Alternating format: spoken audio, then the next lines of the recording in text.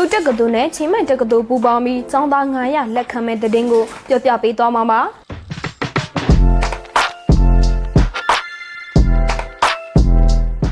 အခုလိုရရှိခဲ့တဲ့လူဒန်းငွေတွေထက်ကစစ်ပေးဆောင်ပြည်သူတွေကိုကျပ်113သိန်းအပါအဝင် CDM သူရဲကောင်းဆရာဆရာမတွေကို29သိန်းကျော် COVID-19 ရောဂါဝေဒနာခံစားနေရသူတွေအတွက်9000ကျောင်းသူကျောင်းမများအတွက် British Parliamentary Debate Training တွေထောက်ပံ့ပေးဖို့အတွက်23သိန်းကျော်စီအသီးသီးချင်းမြင့်ထူထမ်းနိုင်ခဲ့တယ်လို့ဆိုပါတယ်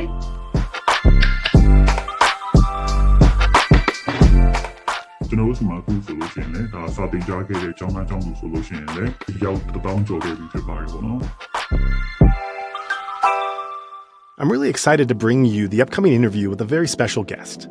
You'll hear him discussing all the great and courageous work that he's currently engaged in. And if you feel inspired to help him continue these efforts, please consider making a donation earmarked for his projects. Or you can give a general donation that will support the wider movement in Myanmar. Our ongoing support has been so very helpful and appreciated by many Burmese struggling during these dark days. Simply go to insightmyanmar.org/donation to contribute today, or stay tuned at the end of the episode to hear more options. Now, let's hear from that guest himself.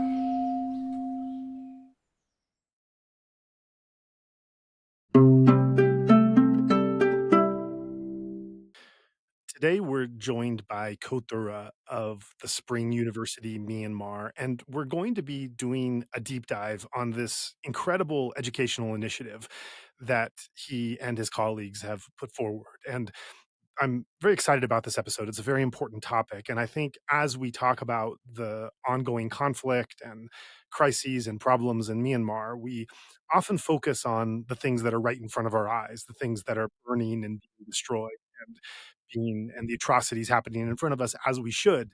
And sometimes we lose sight of some of those structural problems that we might not be seeing, but that are happening nonetheless and affecting millions in the population. And I think this is an example of one of those topics, looking at education and looking at what does it mean to have a lost education, as we've seen with COVID and then the coup, and then what are the efforts being made to try to bring in education even in these most difficult circumstances. And like so much else that we're talking about in Myanmar, this involves a lot of innovative thinking, ingenuity, being able to formulate a plan in which there are very few pathways and past protocols in which you can look towards. And so this is some really exciting work being done, and we're going to dig into that and hear this whole story. So with that introduction, Thura, thank you so much for coming on and joining and telling your story and also the story of Spring University Myanmar. Thank you. Thank you very much for having me. Yeah. So as I said, let's get with your story first, and because your story leads to the story of Spring University Myanmar. I understand that there are some facts and details you need to leave out for your safety, so please feel free to do so. But I think one good way to start this story is to look at your involvement in student unions, in university student unions, and maybe you can flesh out the nature of this involvement with yourself personally. And then for those listeners who might not know so much about Myanmar history, to trace back really the importance of student unions throughout Burmese history. All right, absolutely. My involvement with all these activities and all these advocacy and activism efforts stemmed from me joining the Yangon Technological University and their students' union. So it was previously called the Rangoon Institute of Technology, RIT, and it is, in some sense, the birthplace of the previous coup and the previous revolution in 1988.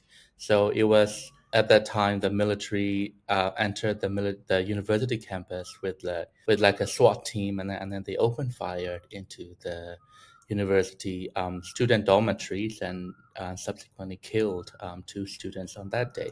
And that's how we had the Myanmar Human Rights Day on March 13, the day the students fell because of the military actions. But motivation and aspiration for students' unions go far back, early as the 1920s, during the British colonial rule. But that's when the student leaders, so student Go Aung San, who would later become General Aung San, and then Go Nu, and other prominent student leaders were starting to formulate and start to become the forefront of the nationalist movement that would lead to the Burmese independence in 1948. So there is a very strong legacy and a very strong position that these students' unions have taken place in the Myanmar society, and especially among the Myanmar youth community. So with that backdrop, the university, the YTU, when I joined that after I finished my college, the university had been closed for the past 15 or 16 years because of all these political actions. So one of the tactics that the military did to say disperse these students' unions or to like disintegrate these student-led efforts was, they started building new university campuses way outside the city centers, very cut off from all these urban and other economic activities. So they're just very they were just very isolated at that point. So when I joined YTU in that situation, it has been closed. All the students' clubs and students' unions had been banned. There were no student associations, student competitions, or anything of that sort. So that was when I first started to join that. After a while, like I think these first batch of students that would also met with this incoming opening up of Myanmar in the 2010s. It was met with a wave of new opportunities, new initiatives, and new programs coming into Myanmar in that new chapter at that time. So that was how it all began. And I'll be happy to talk more about like the digital activities that we did on the campus and what kind of approaches that we took as we embarked on the journey. Yeah, I'd love to hear that. And I'd like to hear that with a preface of a question that I'm wondering as, there's this real august history of the role that student unions have played first against their British aggressors and then against the Bamar military aggressors, that student unions have so often been at the forefront of these changes. And I wonder, as you became a university student, being a university student is stressful. You have to your future is at stake. You have to do well in your studies. You make lifelong friends. You're often living alone for the first time, away from home, and coming into age.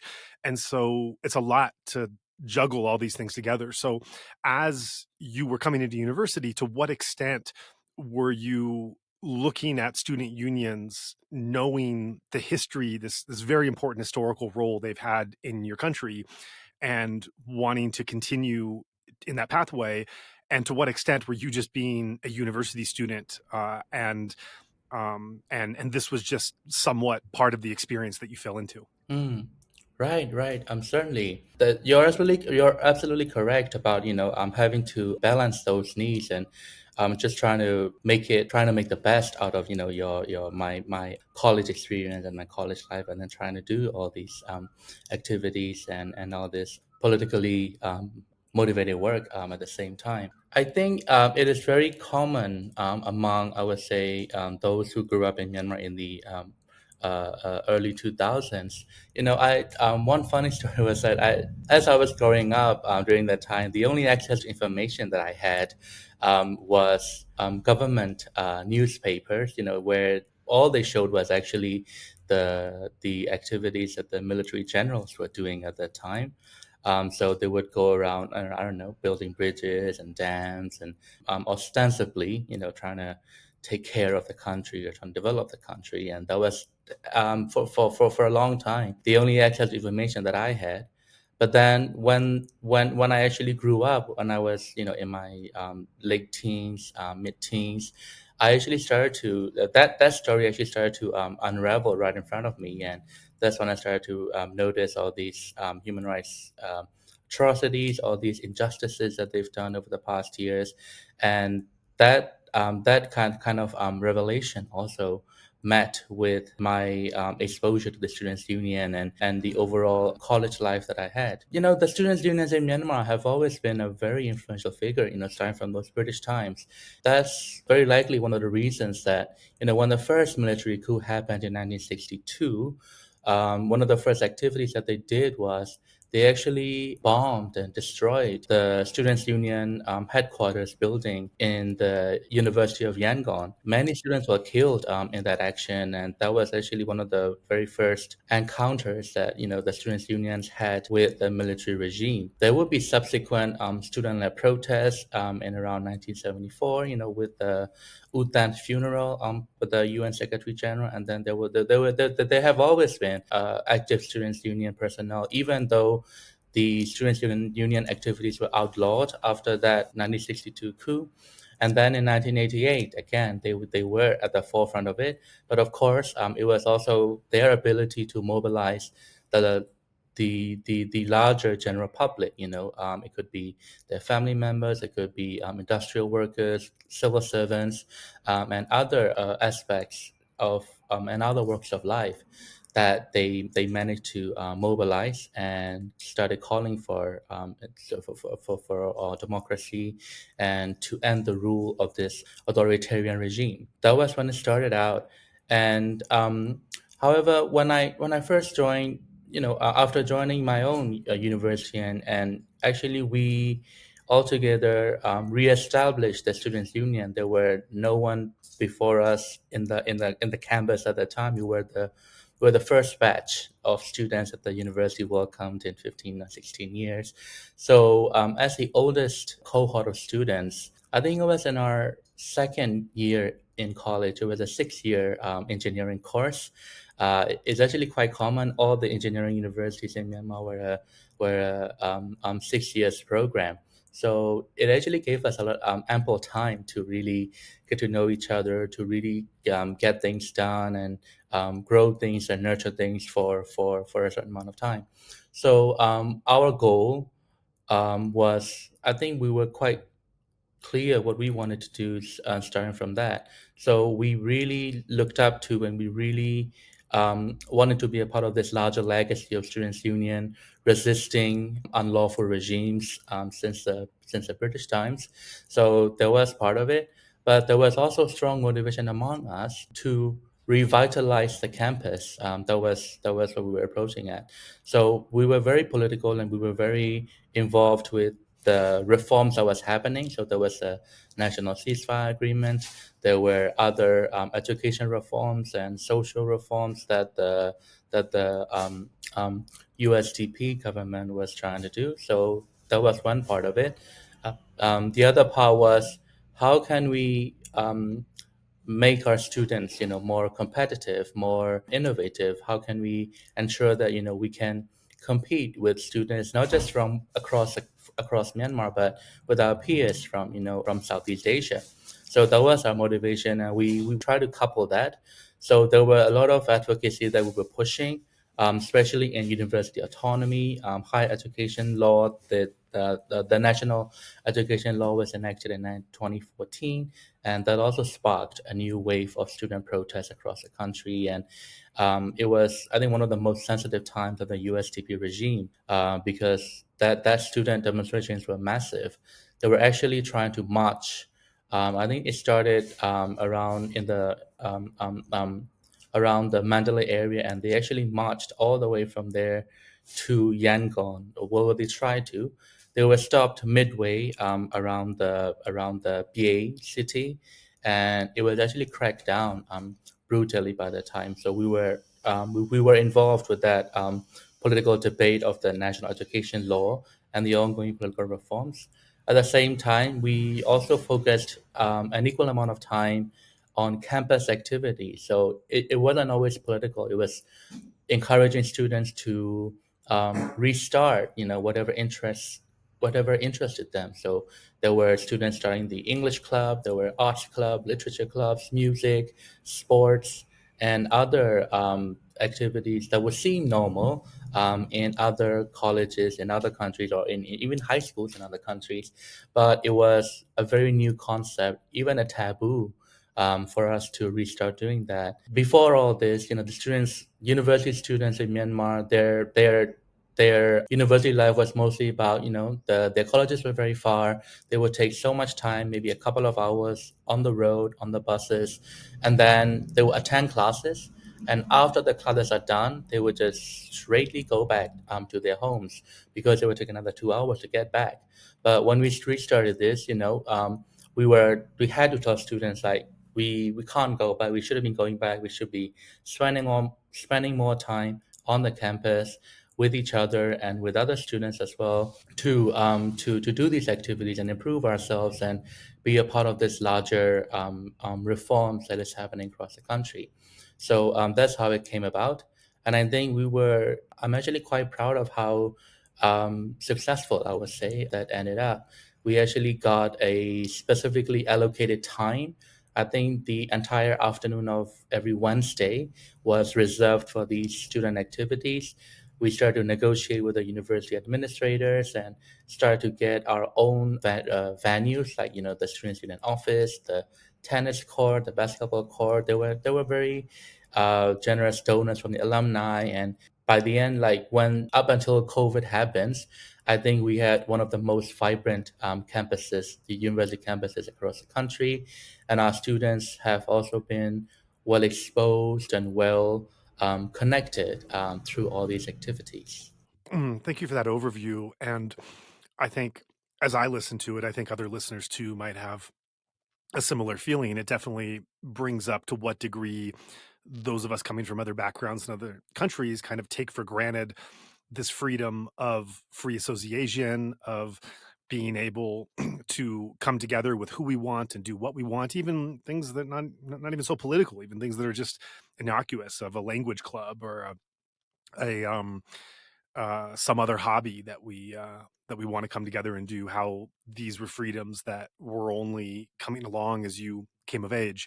And I also, in looking at this, at these university student unions as they came to come, it reminds me as well. I was an American Center trainer when before the transition period, and the American Center was this. There were several years there where it was this very special, kind of precious place where it, in some ways, kind of substituted the possibilities that weren't found elsewhere in terms of book clubs and movie nights and other kinds of events, concerts, all kinds of things. Of course, the political as well and the covert as well, all of that. But certainly the activities of just being able to come together and have free access of information. This is just one particular place in one particular city that only a small number, relatively, of people had access to. So as you're describing this development of the budding university culture and the transition period, I assume,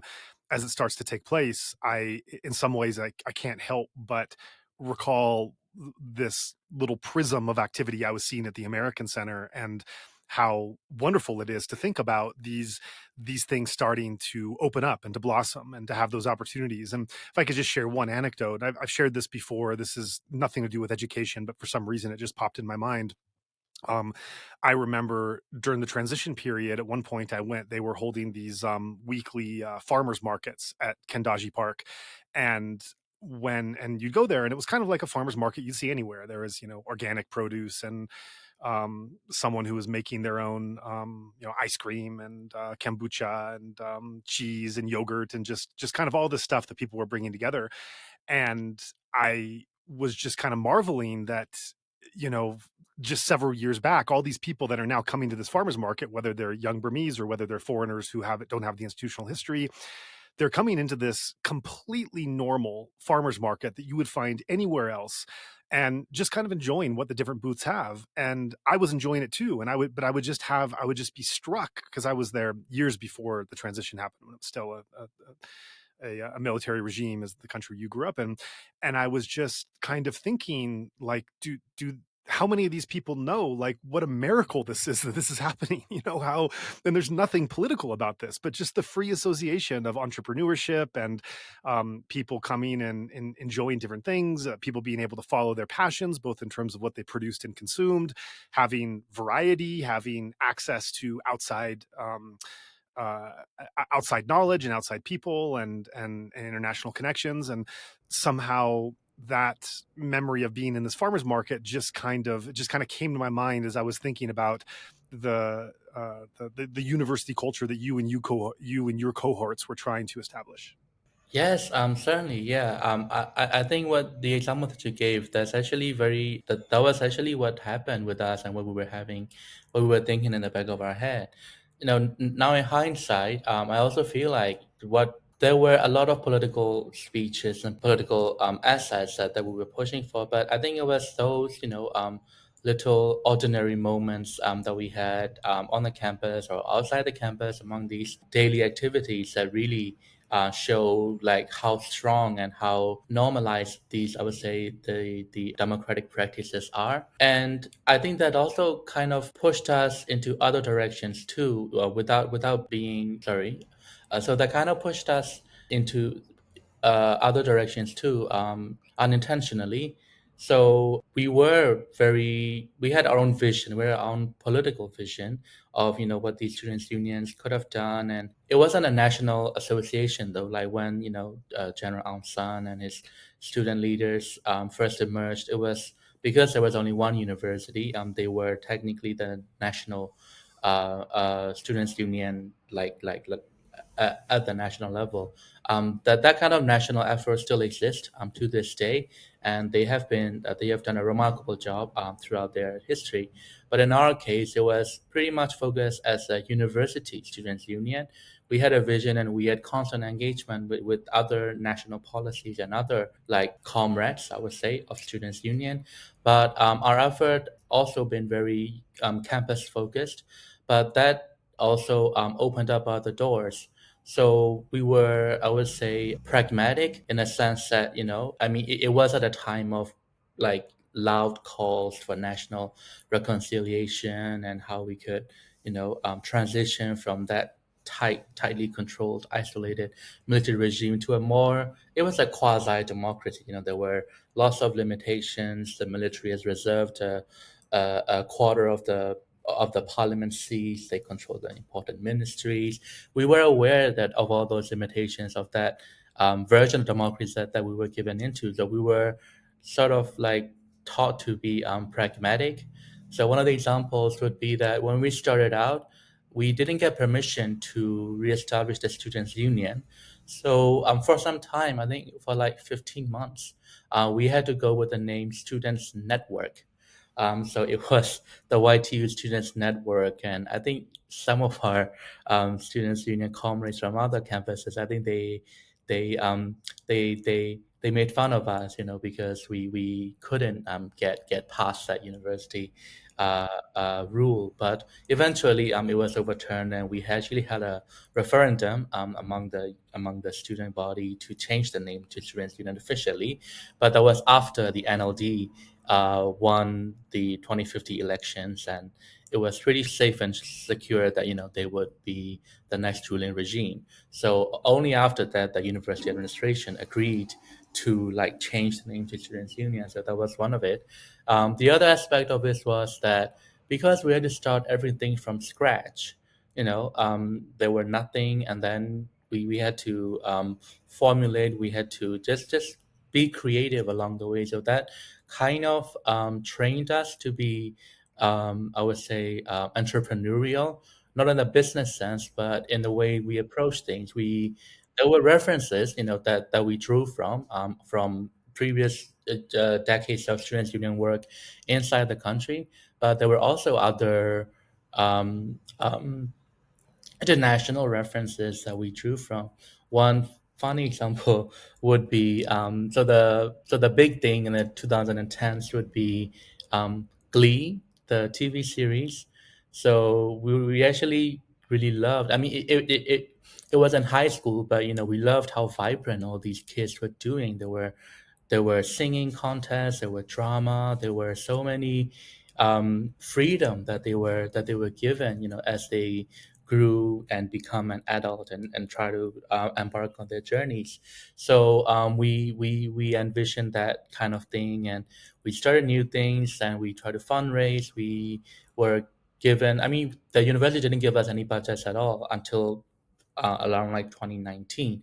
So before that, it was all voluntary. Everyone was equally motivated, and we were all, and we could feel that, because of the transition period, things were opening up. Lives were, generally speaking, at least in the urban cities, were getting better.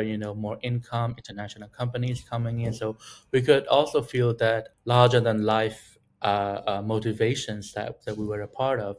So we were very careful with that. We were also even a bit criticized for focusing too much on these campus activities, and not focusing on the overall political changes of what's happening. But I am very proud of what it has done, and what it has taught me, and everything that I continue to use to this day, those exposure and networks, how to start things from scratch, how to sustain it, and how to scale it up, and also how to be pragmatic in challenging times. And I think it's good to dig in a bit to that environment. After the 2015 elections and NLD and Aung San Suu Kyi came to power, this was the start of the real transformation that started to take place in the country before the coup.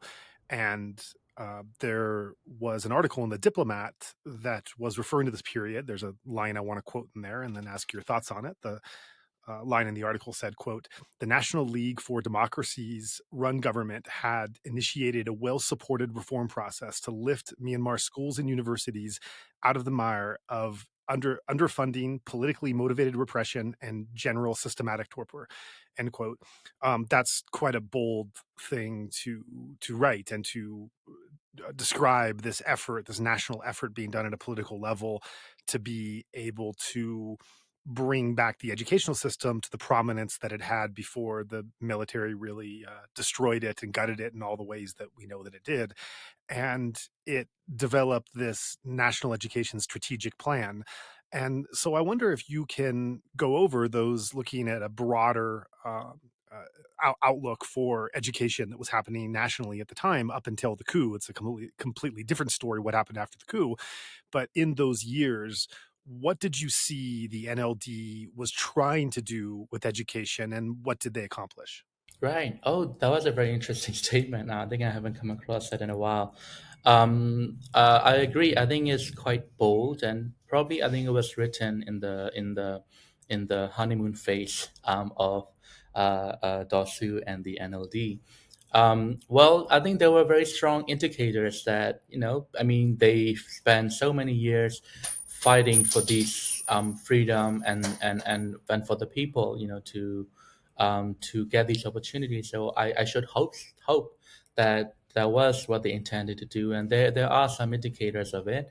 I would say right after the most visible thing that happened was, I think, just a more interconnectedness and the ease of communication that we had with the all the way up to the Minister of Education, I would say, because previously, we have been shunned by government officials. We have been almost outlawed. But with the new regime assuming power out in 2016, there were efforts to really communicate with us all the way from the top to these student organizations, and trying to incorporate some of our recommendations into university policies and eventually the ministry policies. So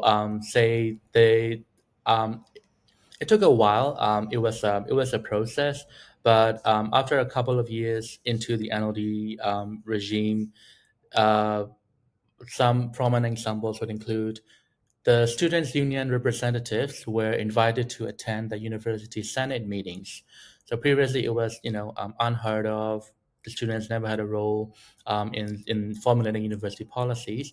But I think it was in 2018, around that time, that it was normalized. It wasn't across all universities. So I think those campuses with these students' union establishments and a strong faculty that could facilitate the discussions.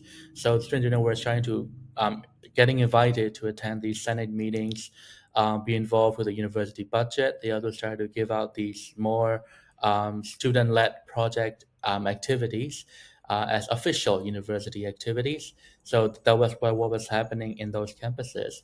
On a larger picture, we could also see that the NLD tried to push for more spending towards the education sector.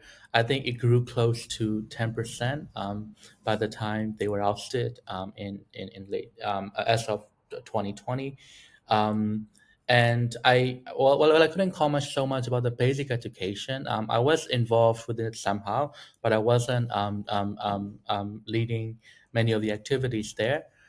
And I would say there were some shortfalls regarding that too, because the National Education Strategic Plan, I mean, it was stemmed from the NLD's position at that time. We didn't see as much, I would say, dialogue and as much negotiations and reconciliation happening with, I would say, the ethnic groups. It could be just ethnic organizations, the big organizations, or just with the general ethnic youth communities. Um, for example, they have been trying to reform the national curriculum for basic education. So for other subjects, that's fine. For science, for English, mathematics, biology, those are okay. And we gone from those really appalling black and white textbooks and teachers just telling us to regurgitate what we have learned from these texts to very colorful, student-centered, fun classroom activities. And they actually train a lot of basic education teachers for that. But I think they should have gone far as to like reforming the history curriculum, because the if you would look at the Burmese history textbook, it has been very Burma centric and Burmanized, and it was those glorified Burmese kings winning battles over these ethnic kingdoms and stuff. So I think it was a wrong narrative to begin with, and there have been lots of historical inaccuracies that they put up in those history textbooks, and I think it could have been resolved at that time. And the universities, another good thing that they brought about was, I would say, more opportunities and exposure for these university students. So as we were doing our own internal like campus activities, we actually saw so many companies coming in, to offer internships, to offer fellowships, to go abroad. There were the American Center was also expanding, and there was increased support for regional and international scholarships. So I think those exposures were actually very important to build a new generation of, say, youth leaders, and these are the same people that are now actively involved with the Spring Revolution, either doing university or healthcare or fundraising efforts, or simply just picking up guns and getting trained in the jungle, or maybe working at ethnic armed organizations or working for the NUG in this resistance movement. Maybe one final flaw, that we could point out, and of the Minister of Education at that time, was they actually because the Minister of Education was actually a bureaucrat, I would say. He wasn't a politician. He didn't run on any political platforms. So there was a lot of deeply entrenched, I would say, problematic narratives going around his head, because he has been quoted saying that, if some of those teachers don't cooperate or don't live up to the standards, the punishment would be to transfer them from Yangon and Mandalay, from the big cities, to the outskirt area. So they saw that as a punishment, like allocating a teacher to a school or a university in the frontier areas, in ethnic regions, or even Burma remote areas like Sagaing or Ayeyarwady, was seen as a punishment, and that says a lot about how they consider students and young people there. So I think it was a deeply rooted issue. Not just that, but other things. After decades of military oppression and Burmanization, I think that has rooted in that. So there was constant battle, constant tug of war between the students' union communities and the university and the ministry leadership. So the only good thing was that, unlike other regimes, there were open channels. They wouldn't just shun out or just shut us down. They understand that would cause an immense uproar from the general public as well as the student community. So there was dialogue. There was some kind of reconciliation of our own version among these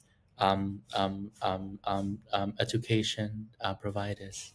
So now let's paint a picture of the coup has happened February 1st, 2021, and and everyone, as we know, just responds in however they can at the time to resist, to be able to form networks and everything else. And before we go into your response and what you did, let's look at the educational scene. This is February 2021. COVID is still rampant around the world and in Myanmar. It's disrupting education across the world, including in the United States, which is itself there a topic of conversation about the lack of socializing that kids are doing and going to the classroom and having to rely on remote forms of learning. But then there's this coup. So talk about, for an average Myanmar youth living during this period of pandemic and then coup, talk about what they faced in terms of an interrupted education, what they went through, as well as educationally speaking.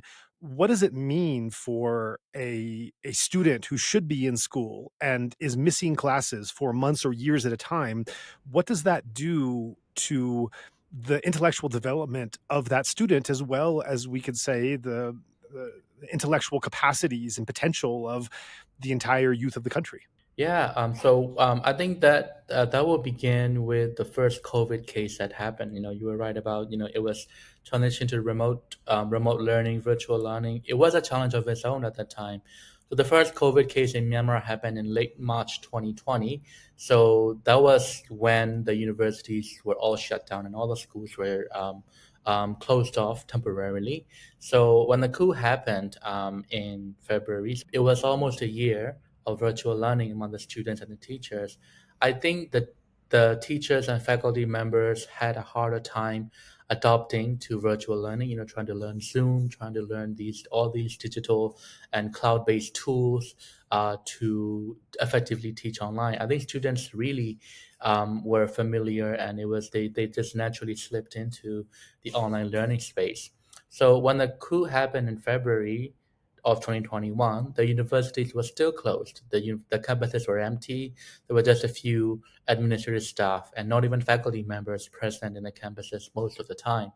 I still can't figure out whether it was a good thing or a bad thing. It could have been a different case if the universities were just running with full operation at that time, because that was what happened in 1988 and to an extent in 2007, when the saffron revolution happened.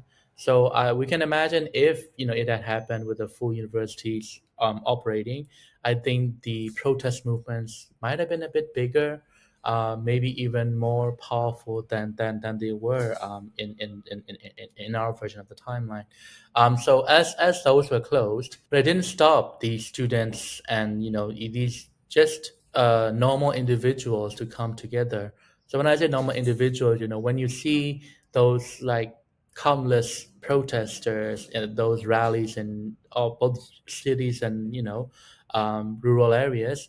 Those were not traditionally active in the political debate. I mean, many of my friends who couldn't care less about what we do in these campus activities and our dialogue with the ministry and the national education law, they were really at the forefront of these protests. They were marching every day with us, and we also joined hands with fellow students union across the country. Those were very organized, and there were also national level calls for to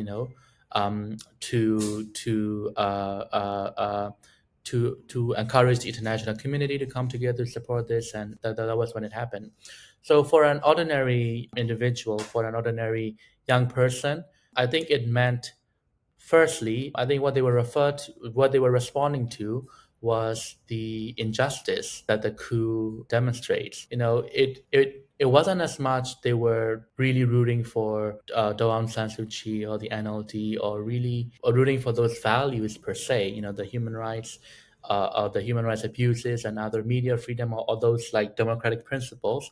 I think the main motivation was injustice, because NLD, with all these flaws and imperfections, they won fair and square in the 2020. Many of these students voted for them because otherwise they had a landslide. They knew, all those limitations, but they actually voted for them anyway. So when this coup, happened and all their mandates were overturned, I think it was very infuriating for many people as on an individual level. Then of course, I think they were all started to expose to a more political ideological shift. I think previously everyone was quite in the realist spectrum, as in, what, the military occupied this and this and that, but we got this anyway, so let's just make a deal out of it. But with that, I think there were more efforts. I think the general students' ideology was abruptly shifted, maybe more towards left, I would say, because it was common for revolutions to be more leftist and more like that kind of doctrine to organize the masses and to have a common rally among all these demonstrators. So that was what's happening on the streets. And when there were calls to join the civil disobedience movement, I think it happened a few days after the coup happened, and that was from an alleged letter that Aung San Suu Kyi wrote lead on the days leading up to the coup. So with the civil disobedience movement, I think the students were also very visible and were at the forefront of it, alongside doctors, teachers, and other government workers. So it was actually a very big decision for them, like for students to decide, because for many of them, say for engineering schools, for my university, so I've graduated by the time I wasn't a student there, but for a senior student in his final year at Yangon, like engineering colleges, they have attended these schools for the past 5 years. It wasn't really that they were super interested in these topics. It was just that the amount of time invested in all these things. So they understand that if they join CDM, they'd have to leave all of that behind, because generally no other university in Southeast Asia would recognize prior learning credits. So if they wanted a degree, they knew they had to start all the way from scratch, all the way from the first year, by the time they were now 22, 23. So they knew all too well what the risks were in joining the CDM. They also knew all too well that this could have been a very powerful punch to the military, and it was, because millions of students. We did a survey, and more than like nearly 3/4 of the university faculties were dismissed for their involvement with the CDM, and the matriculation exam takers dropped by as much as 80%, compared to pre-coup figures. So that motivation was going on at that time, and I would say the CDM and the dropping out of college actually helped them intellectually because of course, there were technical knowledge that the university was offering if they were learning, a certain discipline, engineering, social sciences, or medicine, or finances, or anything. But the intellectual awareness that they got from this would be, I would say, a better understanding and appreciation of ethnic cultures and ethnic group activities that have been waging a war against the military regime for the past several decades. So previously, those ethnic groups were viewed as rebels and just trying to destabilize the country. But with this coup and the subsequent lethal crackdowns of the military on peaceful protesters, everyone was equally aware that this is not the regime that they could make a deal with, and that led many students to, I would say, to pursue an interest in all these different ideologies, different approaches on how the auto revolution works, and viewing the world in a bigger picture of how similar incidents have happened in the region, what the international superpowers were doing to alleviate all these injustices and human rights abuses. So intellectually speaking, I think they were more intelligent, and they were more well connected to the outside world than they were previously, just minding their own businesses, trying to get a degree and make a career out of it. But of course, I think there were tangible. I think they call it the learning loss. So, I think it's more obvious. I think it's more common among younger learners, but I think it's also relevant for university students too. Like when a child misses a few years of learning and they return to campuses after a while, they couldn't just pick up where they last studied. They had to give some time to make up for the time that they haven't been exposed to a learning environment, that they weren't challenged intellectually. So I think there was tangible learning loss that the students went through, and it was also difficult that the option they had was online learning. So many subjects weren't available to be delivered through online channels. Engineering subjects, other vocational topics, and other hands-on activities, and maybe even medicine. They could teach the lectures online, but for the practical components, there wasn't anything that could be offered. The social sciences were more relevant in that space, though, because all they needed was a laptop and a screen and a notepad, and they could have learned the entire spectrum of topics. So for an average student, I think it was a time of challenging themselves intellectually, politically, and it has been sustained movement so far. The junta-run schools and university campuses are still nowhere near the pre-coup levels. Partly because not only because of political motivations right now, but other reasons such as economic factors and lack of faculty simply.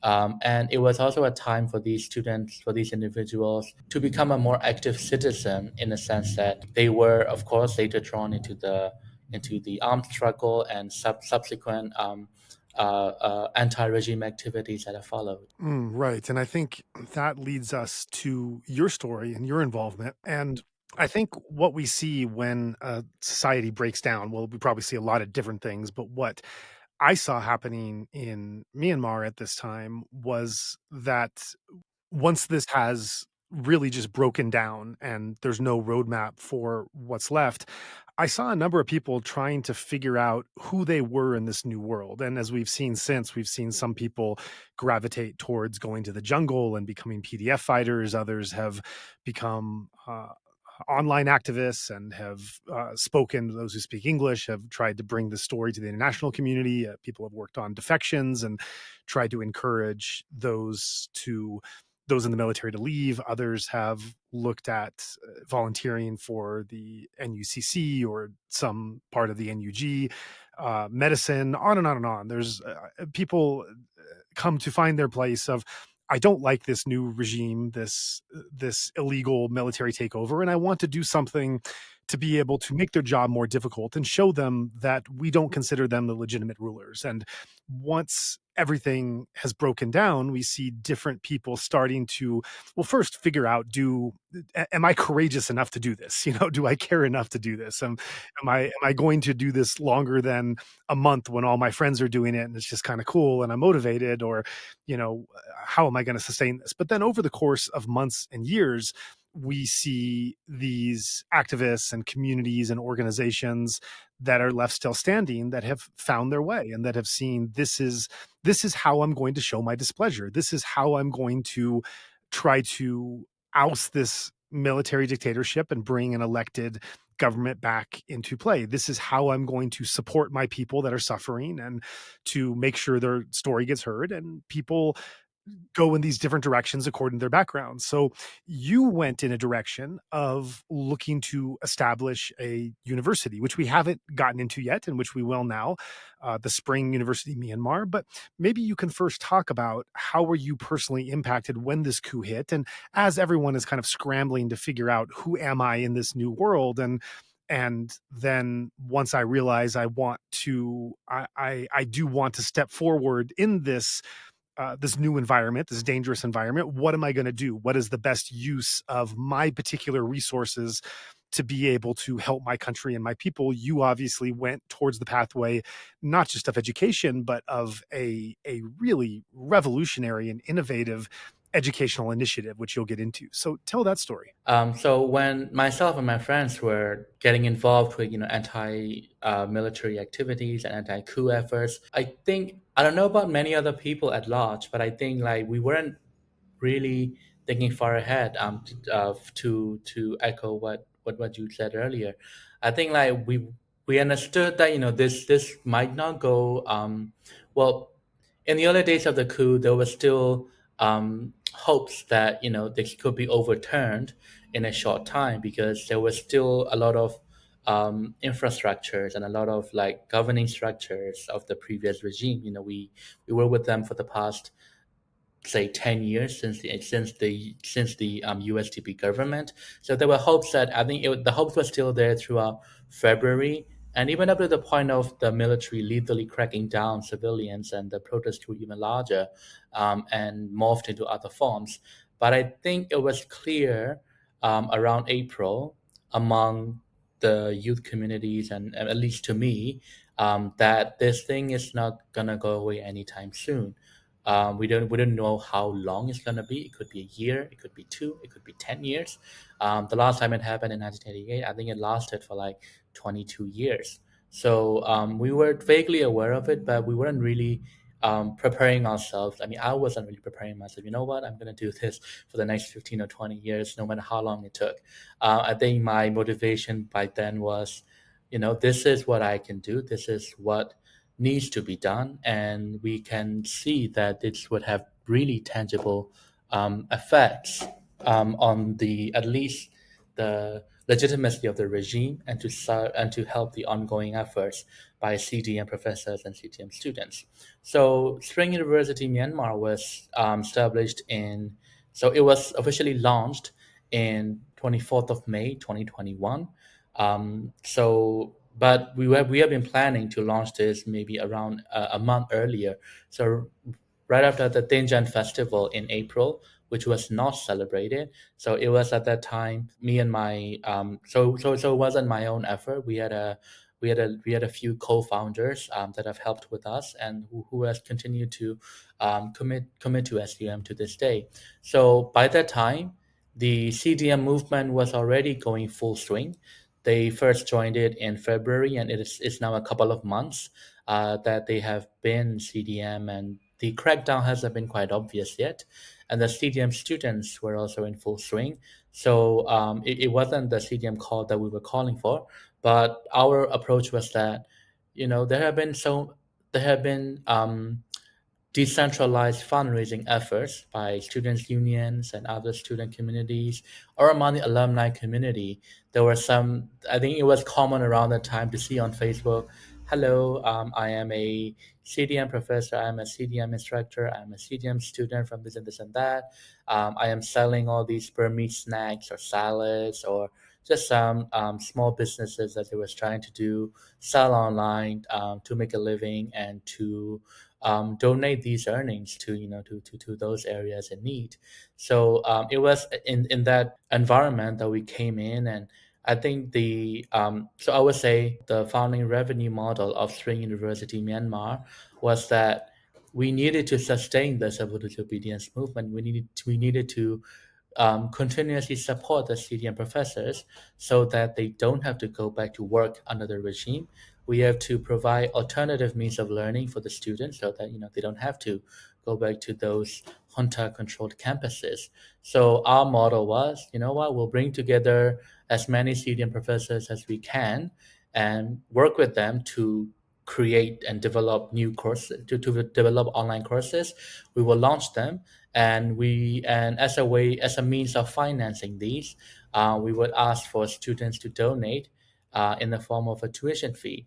The fees were quite low from the start. I think our lowest one was around 15,000 kyat, around $5, and our most expensive class would have been around 60,000 kyat. So I think it was around like $20 as of today's rates. So and it was quite it was met with a very overwhelming response from the public, and we were not really expecting that. I think in our first year of operation, I think we had over 8,000 or 9,000 student signups, student enrollments in our courses. But one thing to note at that time, though, we weren't exactly the only education provider. There have been similar efforts by other groups of people. Could be students' union, those with students' union background, or those with a private sector background, trying to initiate these alternative learning platforms at that time. Yeah, so that's really exciting to go and launch this, and to be able to find an alternative way for students to find their education and for educators to be able to give and serve back. And so you call it Spring University Myanmar, and I wonder if you can go into that name. What first of all, spring obviously is a connotation of spring revolution, and maybe you can describe where that connotation of the spring revolution fits into the educational institution you wanted to create, and then what you mean by university. This is because you're calling it university just months after the coup, and of course it's grown, it's gotten stabilized, it's got networks and connections with institutions around the world, and we'll talk about that in a moment. But just in terms of the creation of it, you're calling it a university. And so describe the thinking that went into the nomenclature that you chose for the name of this. Oh, right. That's a very good question, and I haven't really reflected on it since we started, since we finalized on this name. Well, I must admit that I think we were a bit too ambitious, calling this a university, because it holds a certain weight, especially among the Myanmar communities. Um, and we were far from being a full-fledged university. We're still far from becoming a full-fledged university, although we have grown.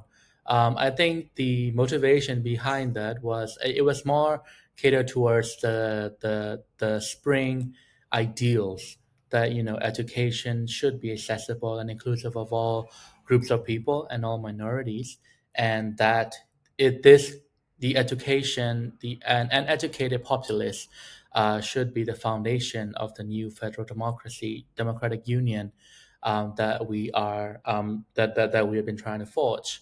But we went ahead with the name anyway, partly because the acronym would have been SUM, and we were trying to look for ways to really reach out to as many young people and as many fundraising efforts as we can. And when we started SUM in the early days, we actually made it a priority to always be connected to, or at least always facing the ups and downs of the pro democracy movement. And we have adopted many campaigns and many programs uh, designed to reflect the ongoing momentum of the Spring Revolution. For example, like when the NUG announced its D-Day, I think it was in September 2021, we actually changed many of our program designs and our timeline and our activities and our work structure to accommodate, whatever could have happened, whatever could this announcement could have led to. So with Spring University Myanmar, I think we were a bit premature. With naming it a university, but I would say we had legit university professors who were, professors in the Myanmar colleges before, and the students we were serving were university level students, and that the in the ideal situation we would grow into a full-fledged degree awarding institution at one point. So we were quite thrilled about that. And another approach that influenced us was, I would say, a new way of education that the people were starting to experiment with. I think with the intellectual and the ideological shift that the people and the student experienced in the aftermath of the coup, I think there were also many questions, traditionally very hard questions that people normally don't ask, were being asked and around the education sector. Like, why are we spending 4 years or 6 years in this college just to get this degree that I won't use it anyway for my career? Like, how can we better educate the young people so that it matches their interest, and it also serves and it's also based on a functioning economic model. So, like, not entirely subsidized by the government or not entirely paid for by their parents or the students either by taking out loans. Like what kind of economic models would work for the academia, and what kind of delivery would work for the students to actually learn things, to unlearn and relearn things. So there were many, difficult questions being asked around, and that is also one of the approaches that we've had. I believe, and we believe that education, it isn't limited to degree awarding like multi-year programs. We believe that there are more democratized forms of learning and teaching, and that all those credentials doesn't always have to come from that kind of authority. So I think we're also influenced by that, by those questions, and by those approaches. That's great, and it's really just astounding what you're describing, because you're talking about producing an educational environment and curriculum and methodology that is also sound business wise, with a business model, and let us not forget, is also happening in a wartime situation where we'll get into this later, but the military has called your university a terrorist organization. So you are really balancing so many things going on all at once. And in some ways, let's stay on the education topic for now, because there's a lot to cover with what you did. And I'm very interested in this because I came to Myanmar personally as a teacher trainer. So for the first several years that I was in Myanmar, my professional job was I came from a background of training teachers around the world, and studying teacher methodology, and particularly looking at student-centered and adult learning theories, and bringing that to Myanmar after many years of doing that in other environments.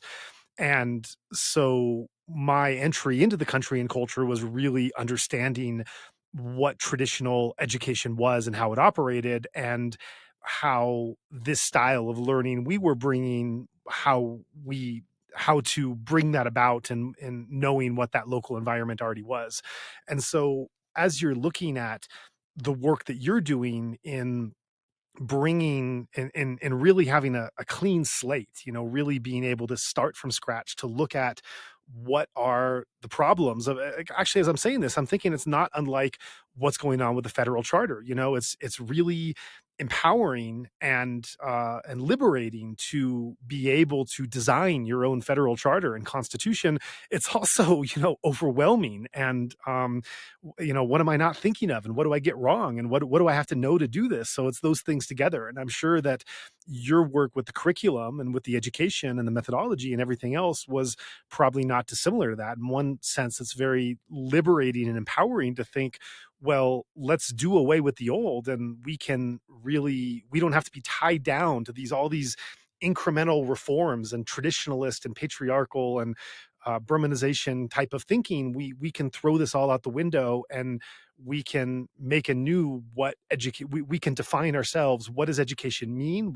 How do you learn? What do you learn? How are you taught? Who are you bringing in to teach? And what's the curriculum? That it's really empowering to think that you can do this. Yet I'm sure it's also overwhelming for what is these keys we've just been given. Am I do I really feel qualified to get in this car and start driving? But no one else, if not me, then who else? So let me take the keys and see what happens. But as maybe if you can describe, first of all, just how you approach this task, emotionally, mentally, what your feeling was as you started doing this massive work, and then what you did, what came of it. How and what did you decide was going to be in the curriculum, the methodology, the structure of what you were going to be doing, educationally speaking? Right, certainly.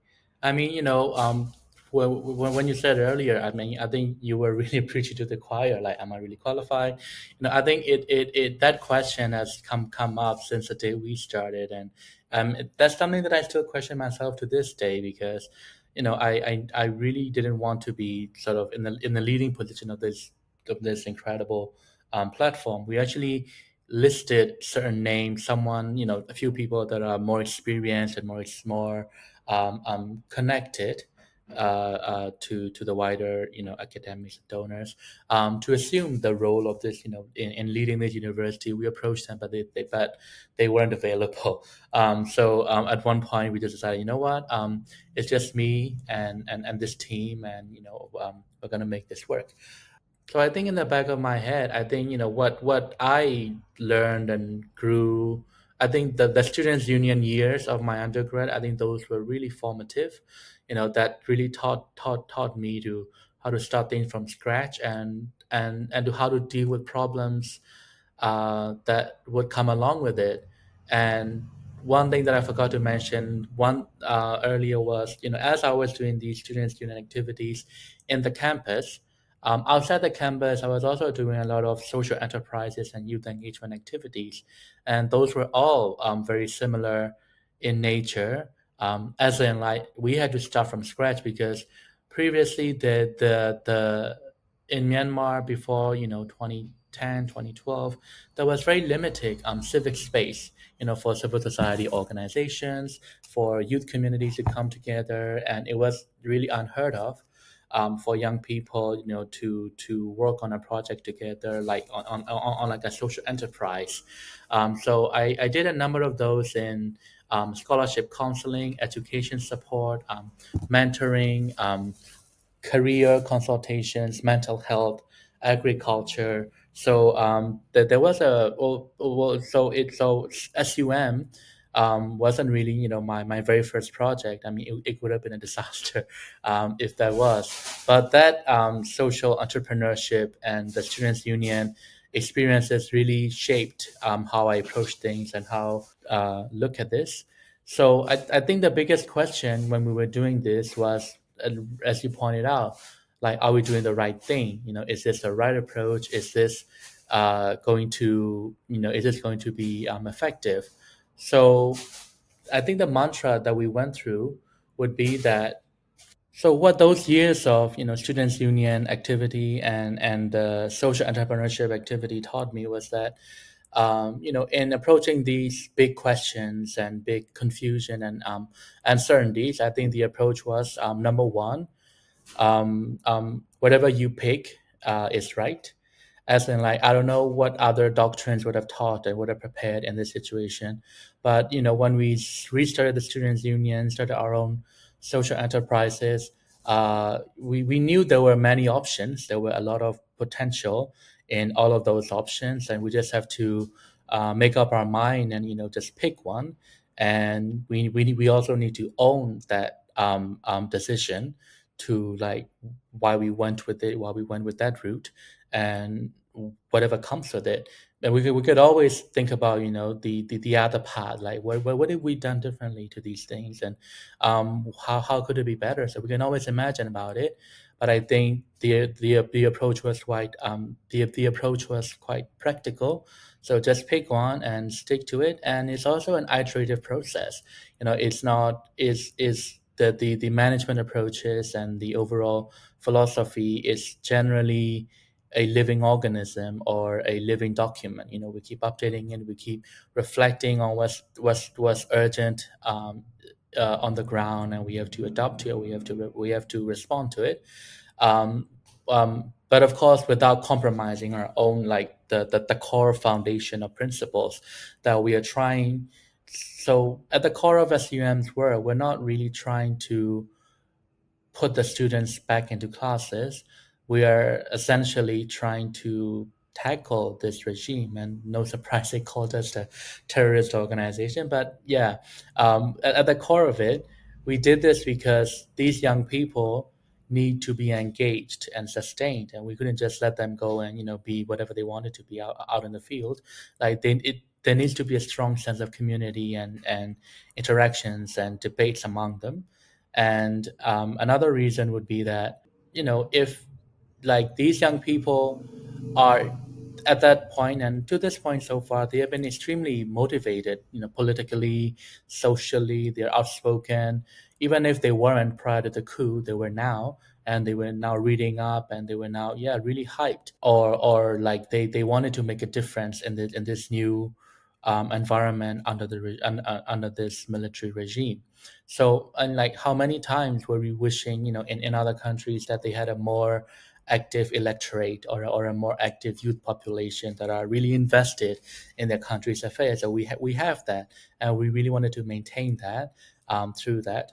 So the first point of my first solution to all these big challenges of doubting ourselves and trying to pick like what's the best for SUM. I think we won with that approach of pick what we can do, what's the best, what seems to be the best solution at this point, and we went along with it, and we make changes and tweaks and iterations along the process, and it's still ongoing. We have really like solidified in some sense, but we're still very fluid. We're trying to maintain this dynamic work environment and this dynamic planning approaches, as opposed to, I would say, the traditional nonprofit organizations approach, where they run with annual cycles and they don't have much leeway on the new changes. So that'll be the first one. The second approach that we always had would be that learning is not limited to those classroom lectures, and to that extent, in that teacher and student interactions, because most of the things that I learned. I mean, I went to engineering schools, but look what I'm doing right now.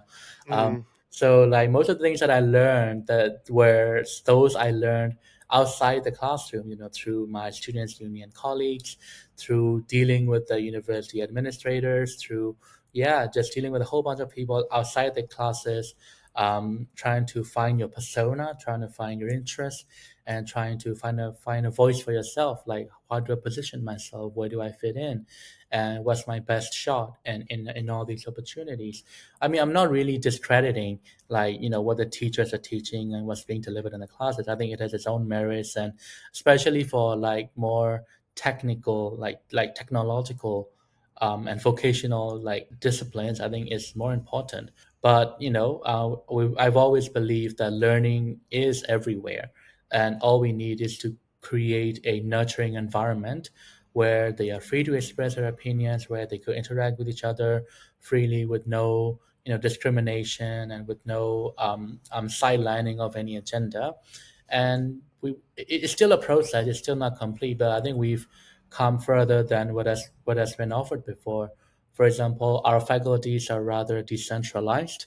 It's not completely autonomous and on their own, but we would let the faculties decide what they would like to teach, and they would propose to us, and we could work out a plan, to announce the course, open admissions, open houses, to engage with the students. And so these are more rather decentralized.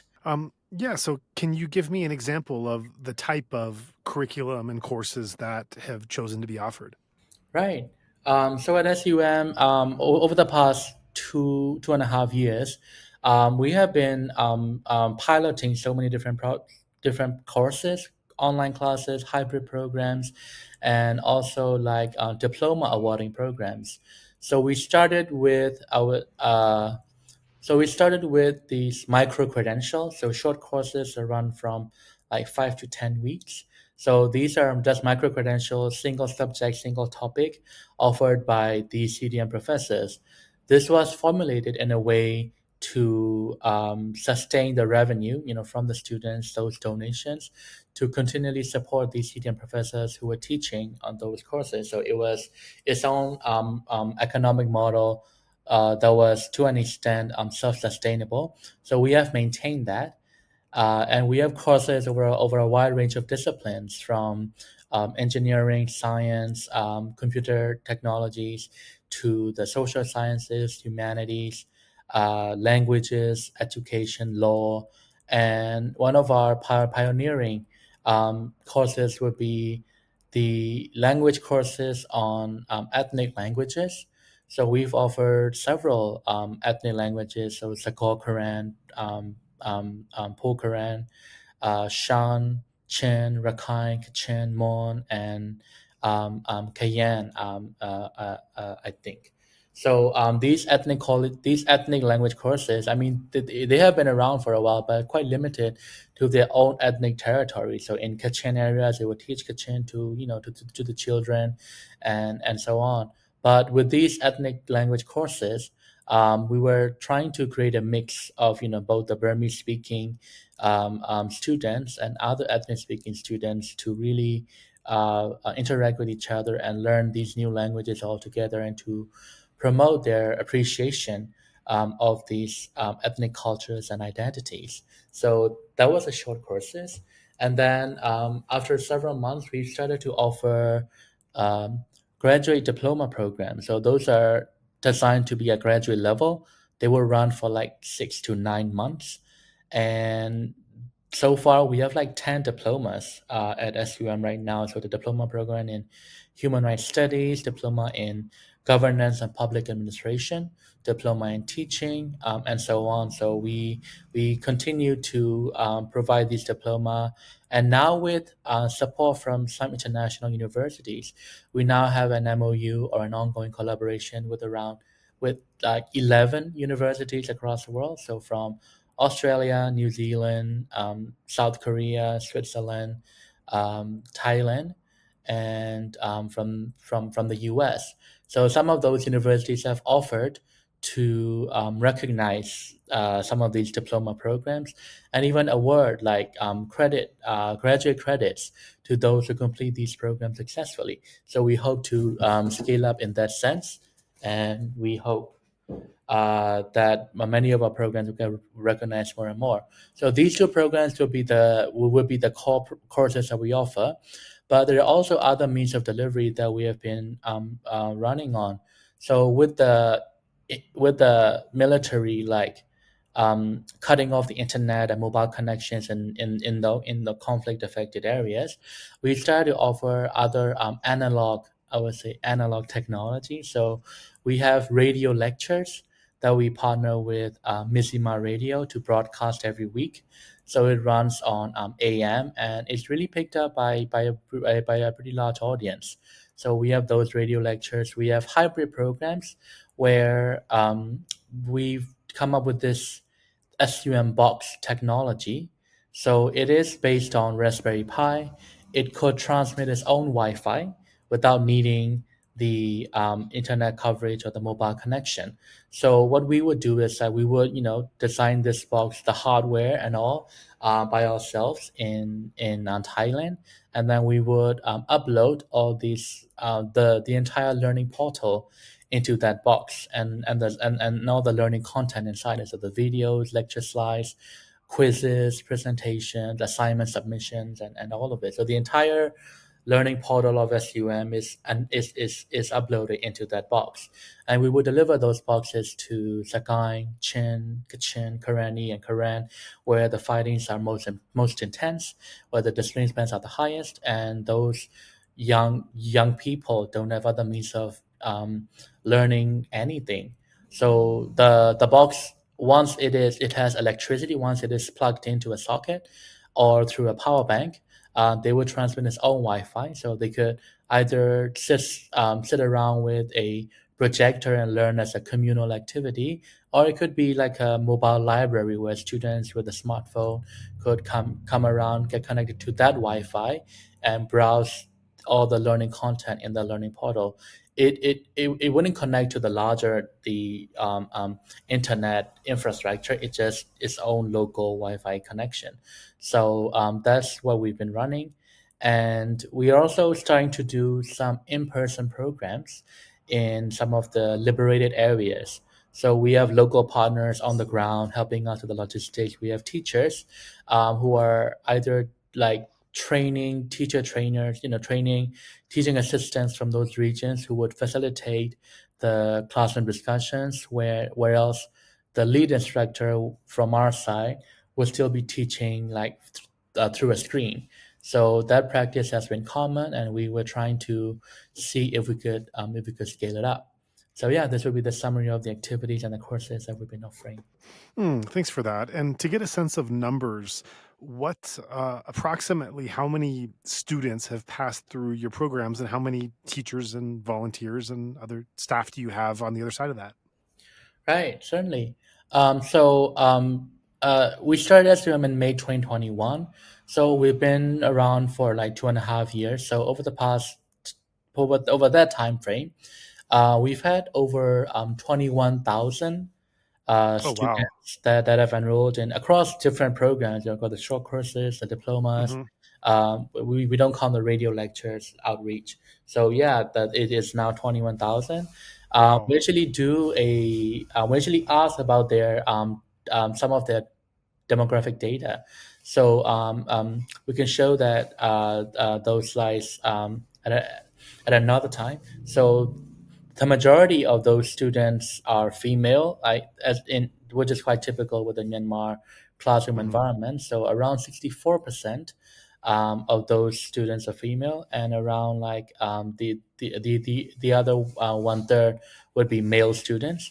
And we also have a significant portion, I think it's like 3 or 4%, of the students identifying themselves as neither male or female. Some as openly express their other gender identities. Some as just say it's non-binary, or is they wouldn't classify themselves in the gender spectrum.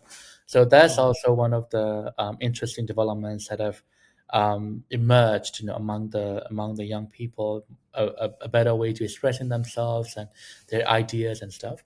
And we have over 200 CDM professors, faculty members that are on a rotation basis, as in like when they become available, they will teach a course or two, but then when they're on the run, or their internet is not good enough, or they have other personal issues, they will like take a break for like for like 6 months, and then after they become available again, they will come back. So at any time, we have around 220 faculty members at SUM, and we're running this whole operations with around 65 staff members. Some are volunteers, some are part-time, but the senior leadership is committed to this full-time. We've had to drop all our other work and all our other jobs, and have been committed to this SUM ever since. Mm. And for those people that are listening around the world, if someone would be interested in volunteering, maybe someone has some teaching background or some knowledge in a content area, is that something that's open? Oh, certainly. We haven't really made a campaign specifically targeting that, but that is an open channel that we would welcome. All friends of Myanmar to collaborate with us. So the one way to do that would be through the website. So there's a section called "Contact Us" if you would like to teach with us, or if you have some suggestions for ideas, if you're interested Mm, in donating to us. So there's this contact us section, and there have been a few volunteer, faculty members who are willing to help either pro bono or through a certain a grant connection that they might have. So yeah, we have actually onboarded some of those interested volunteers. mm. So this is such an unconventional thing that you've launched off the ground, and it's being launched at in a period of real conflict and unrest in which there's just basic instability everywhere. As I said to lead off this interview, there's no roadmap or precedent that I know of for really what you're doing. And so, what kinds of safety issues do you have to take into consideration as you're putting out these classes, and what kind of safety problems have you run into thus far? Right. Oh, that's a big one. Mm, I would say the security issues have always been at been the top priority because to this day, I haven't really publicly disclosed, or nobody in the leadership team or any faculty member has publicly expressed their affiliation with SUM. We use mhm, nicknames, both on and off screen, I would say.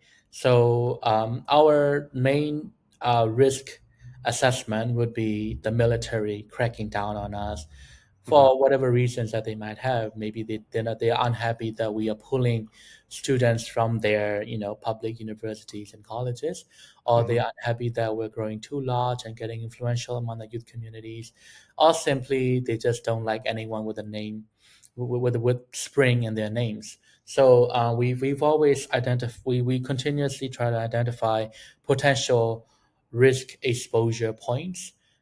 So there have been several. So the to begin with, our students and teachers and student affairs officers, they they are all required to use nicknames and code names as they join these Zoom classes, these diploma programs, or these short courses through online channels. So when they join Zoom, it's a protocol that they need to join. For students, is they have a code. It's like SUM 1234. So they have to join with their code. They are not permitted to turn on the video, both the teachers and the students. So at times it's really challenging because they're just essentially looking at a blank screen without any human touch. But that's what the security protocol dictates to maintain a safe operation. We continue to receive accept donations and tuition fee payments from the students. So our payment accounts, we're increasingly using NUG Pay and Spring Development Bank and other, like maybe they have Thai bank accounts. So we're increasingly using those other than the payments and the wallets under the control of the central bank. So the most common wallet would be the KBZ Pay, but there have been so many instances of them freezing KBZ Pay accounts in suspicion of fundraising or being related to the NUG. So we're trying to reduce those that dependency on KBZ Pay. And other protocols also include, like, we have both physical and digital safety security protocols handbook, and there's also a range of like response plans and different codes for different urgency of the situation.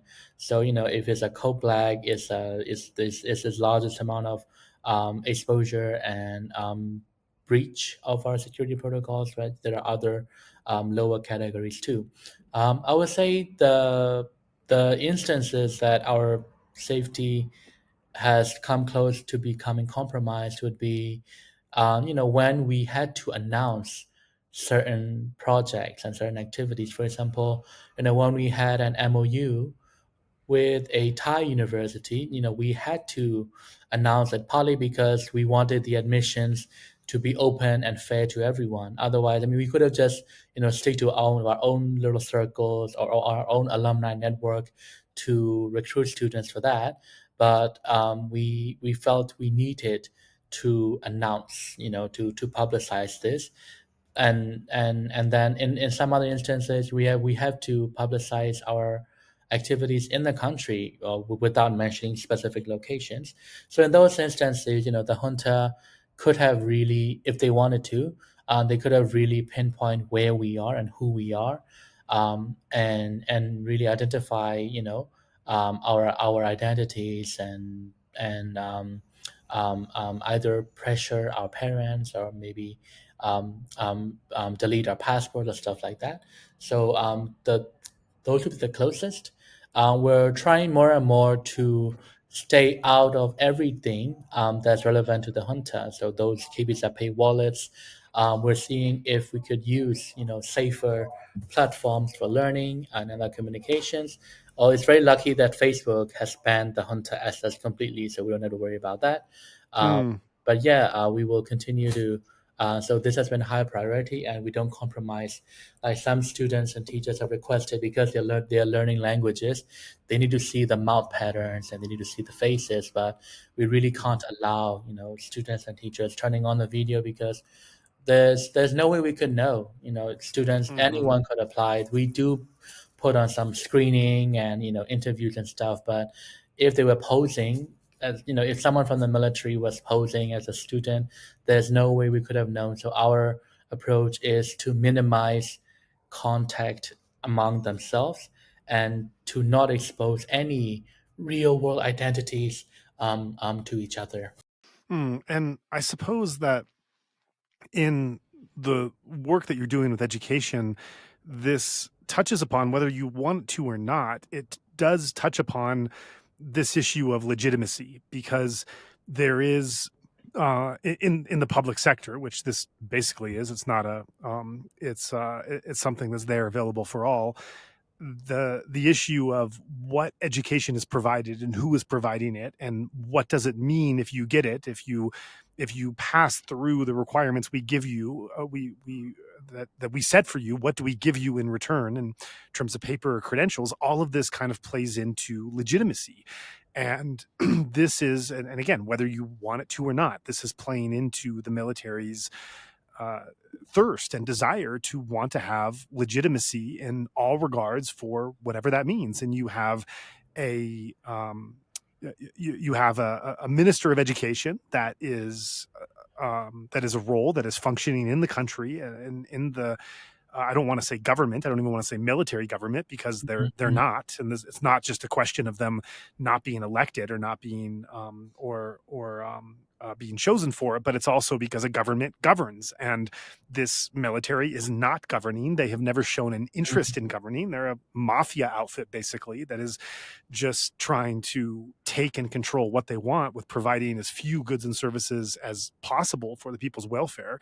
And so I don't want to give them any kind of recognition by even calling them a military government. They're a regime, but this is a regime that does nominally have a minister of education and an education ministry within its apparatus. And yet the NUG, the National Unity Government, also has an education ministry. And these and then we haven't gotten into your relationship with NUG, which is probably relevant here, but I think that however this shakes out, this is all of these things are pointing to this question of legitimacy and of the people recognizing what when you go to get your goods and services, whether you're anything from paying taxes to getting electricity to medicine and medical care to education, all of these things are in some ways looking at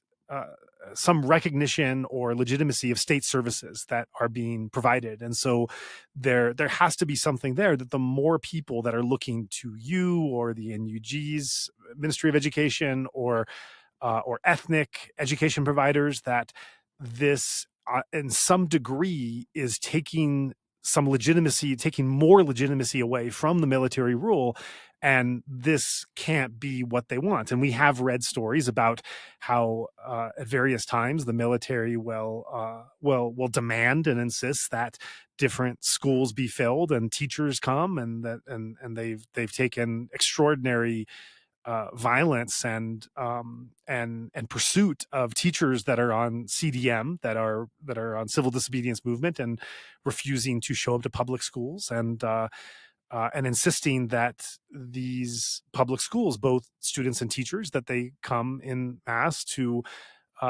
show a fully functioning apparatus of the society that it's taking place. And so I would imagine that some of the work you do finds yourself in the crossfire of this legitimacy question. And in some ways it might not even be what you seek out, because you're just trying to provide education. In other ways, it might very much be what you're trying to seek out. It might very much be like, yeah, you guys aren't legitimate. Like, look at all these people coming to us. Look what we're providing. And you're playing right into that mindset of legitimacy. So if you could touch upon just this crossfire you find yourself in, and where this fits in with this legitimacy argument, and how to map out, education in some ways is, I suppose, could be kind of a political decision right now of where you go to seek your education can have these overt political ramifications. Right. Certainly. I think you're absolutely correct that education has been politicized, in a sense that where you choose to study is no longer a personal preference, but a political decision of who you support and who you give your mandate towards. I think but as now as time with time though, we're gonna soon be in the third year of this military takeover. So there is still a very political component of why you do what you do, and like and continued calls for not supporting any SAC apparatus, and throwing their support in other alternative platforms. It could be the NUG schools, it could be online schools like us, or it could be ethnic colleges and other on-ground activities that have no affiliation with the military. Um, I would say that right now, like even for those, because in the early days of the CDM movement and all those rallies, those who were siding with the military were strongly shunned, and they were under a lot of peer pressure and this kind of a social punishment, for their affiliations, and they were publicly ridiculed. I mean, there were no harms involved most of the time. It was mostly, social and peer pressure from their circles not to support the military apparatus.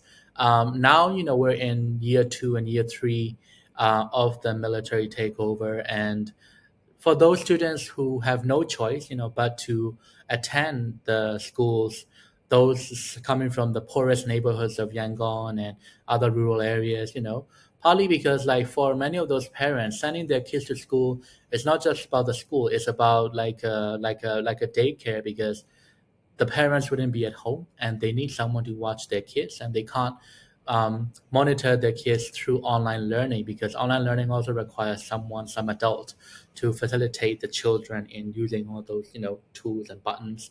So they've had no choice but to send back to their school, to government schools, although they hate the military to the guts. So we can sympathize with their situation, and those like calls to boycott the military schools, it has gradually faded, but there is still a very strong resentment towards any military apparatus, and only those with no other options would opt for that. And even so, they would generally, stay quiet. They wouldn't make a big deal out of it, and they would be most of the time embarrassed and not talk publicly about it. But of course, there are some pro-military supporters in the country coming from pro-military families, and they will be another story.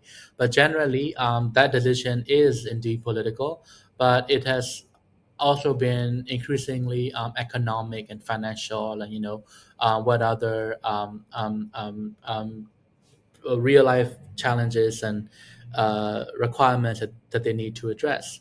On the legitimacy side, I think for both SUM and NUG, I think our our approach is we have publicly supported the CDM, and we publicly announced that these courses are offered by CDM professors. So we are free from that kind of we are part of that political debate and political decision making, because studying at SUM means they are supporting the CDM, which is a general consensus among the population. So we have that kind of trust and that kind of affinity among the students and the public. But I think the real legitimacy, especially in this alternative learning platforms, is that students need to be convinced of our quality of teaching, and that's also that's also something that comes along with the CDM professors, because if you will look at closely of in a in a at any university, when we decide between the CDM professors and non-CDM professors, as well as CDM admin staff and non-CDM admin staff, their differences go beyond just their political affiliations. Because most of the time, at least from what I've seen in my university and in my department, and with the teachers that we work with through SUM, those who do not join the CDM also tend to be terrible teachers to begin with. Like Right. it's all connected, I suppose. If they don't have a spine strong enough to resist this injustice, I don't think they would take things very seriously in other parts of it. So the SAC universities are left with those unqualified, and they've even doubled down on that. Like right now, because most of the university faculties have been dismissed, they are now urgently trying to replace them with much younger. Sometimes I don't know if they even completed a bachelor degree. They're just trying to just push up anyone who could take the job and listen to what the ministry has to say in these faculty positions. So that's on the SAC side. But from the SUM side, I've joined some of these faculty lectures, and damn, they are just so wonderful and full of passion, and both in their subject material and in their approach to teaching. So beyond that political affiliation and the affinity that comes with it, I think what really keeps the students going and coming back towards SUM and NUG would be that kind of quality of teaching. But of course, there are so many limitations. Online learning has its own pros and cons, and there are still so many security protocols that we've put in place that hindered uh, an ideal learning environment. But I think it's still ongoing.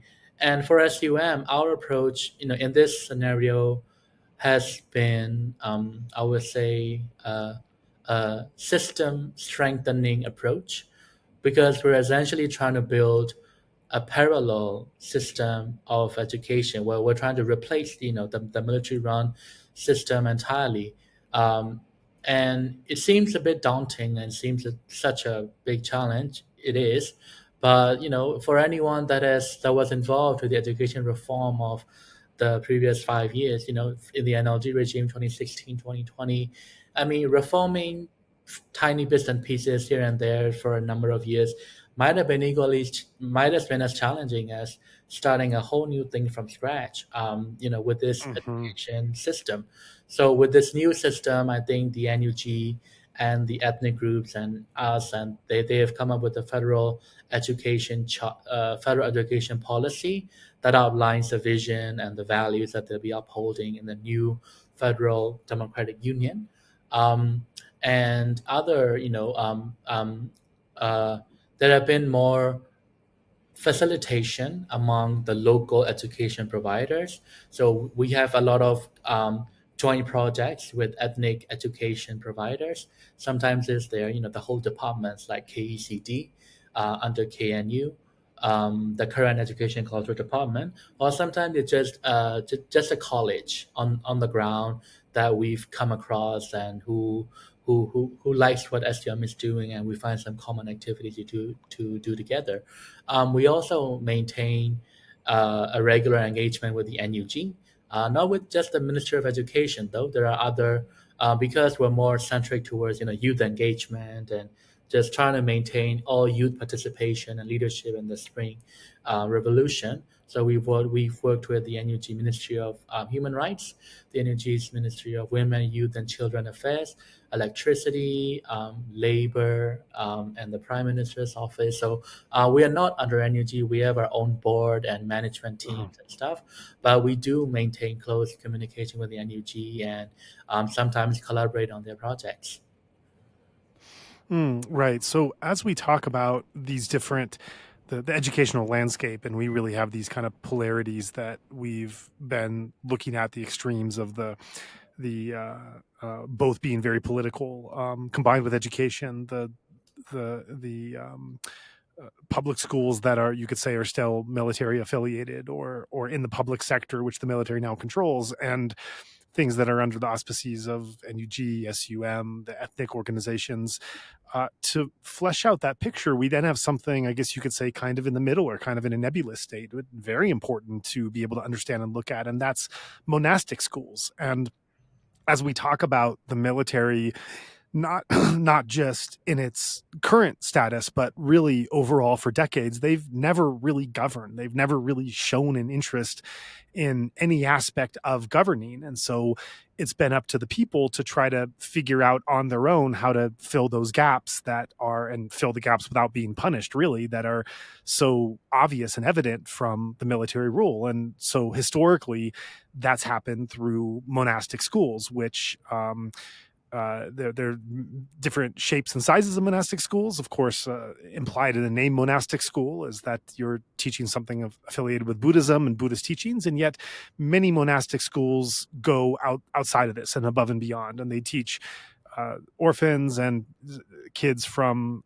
impoverished backgrounds and war-torn areas, and that are coming from difficult situations from all different ethnicities, and teach them a broad kind of national curriculum, that these are things that monastic schools have stepped in to fill that gap over the years, and that nominally they are under the Ministry of Education. And so flesh out a bit more from that. That's just a brief background I gave of monastic schools for those that aren't familiar with how these operate in Myanmar, and correct me if I've misstated anything with them. So talk a bit about the role that monastic schools have played and their importance historically, and then what has been really the state and shape of the function of monastic schools today. Right. I think you were absolutely correct about your characterization of the monastic schools and what has happened to them, since the coup, and what they are going through right now. I mean, if you will look at the history, though, I think the monastic schools, well, not in the current definition of it, but I think the monastic institutions have been the backbone of Myanmar's education system for the longest time, prior to the British colonization and this sort of modern system of education.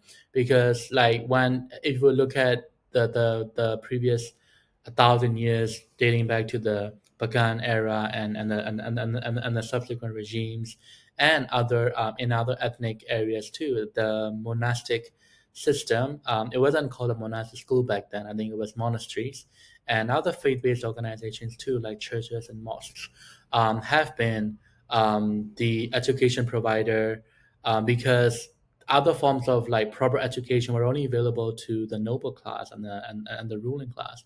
So the general public had to deal with whatever is offered at the monastic schools, and they could read, they could write, and it was effective to an extent, because by around 1850 or 1900, I think Myanmar had the highest rate of literacy among the Southeast Asia and among the Indian subcontinent, like the British India as well. I think it's still close to 90% of all the 90% literacy among both males and females at that time, so which was unusually high. But that was the monasteries and the monastic institutions trying to bear that burden of educating the educating those underserved communities. So in recent history, though, the monastic schools have been the primary source of education for the most vulnerable. I have taught at some monastic schools in Mandalay, and although it's a Burma area, it's a Buddhist sort of institution, but the type of students that they serve that go way beyond those ethnicities and religions. There were so many students that had to flee from their villages and ethnic areas. There were Shan, Kachin, Karenni, and other Daang, etc., from those regions that are now studying in those Mandalay monastic schools, and they all come from with a whole set of faiths too. So they have been the backbone that is serving those underserved communities.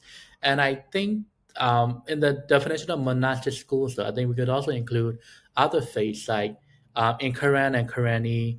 The education providers, the leaders of those schools are often um, come with religious affiliations. They are run by nuns and priests. We used to call them sister something and father something. So those Christian missionaries and their affiliations have also been critical in maintaining, continuous education for those displaced communities, and they have been continuously like targeted by the SAC, especially after the coup. They have built and rebuilt their schools more than they can count. And so that's something that's happening in the ethnic territories, but in the more like SAC controlled central areas, I think the monastic schools, they because they are physical, they have these buildings and campuses, so they can't just move out and just completely boycott the military. So I think they're also in a pretty tight situation, as in like for SUM, we could set a very solid no engagement policy with the SAC. We do nothing with them. We don't recognize anything that they're doing.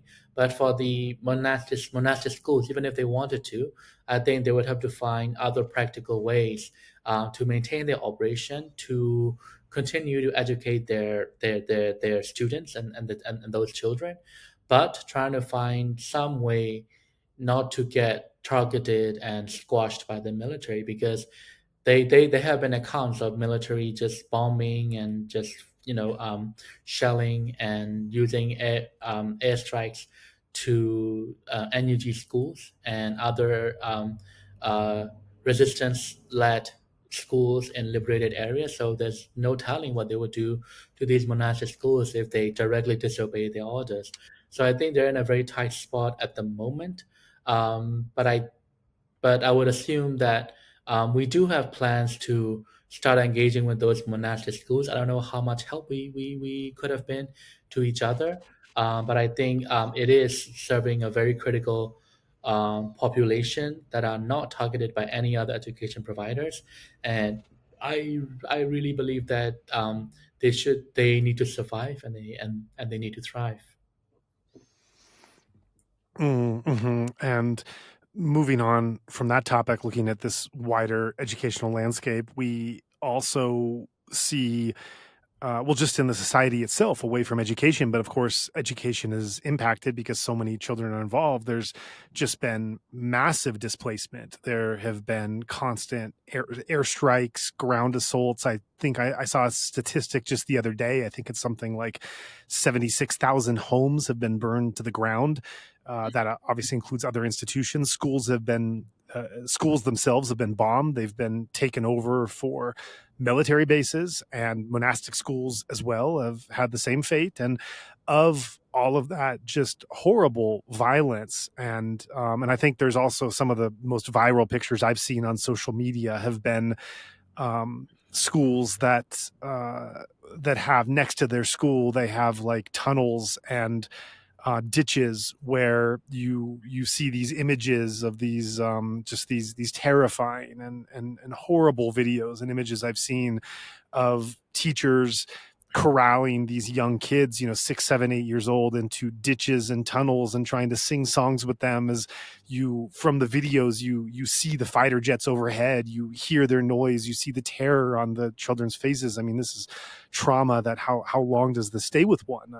You can, there's a way to get over this eventually in life, but this is a hardship that you're at a very young age, you have in front of you as an obstacle. And to say nothing of these really millions of people that are displaced. How many children, who knows, that are fleeing in jungles and IDP camps, which are themselves being bombed, are in refugee camps in other countries where they don't have great status or support even in those places. And so this is 21,000 students, I think you said, you've taught. This is an amazing number. It's an amazing accolade that you think that you have taken part in an initiative that has given the gift of learning to so many people that otherwise might not have it. But we also have to look at the scale of this and the relative lack of education that is hitting so many people all up and down the country because of this terror of the military. And so to what degree have you been following or are aware of just the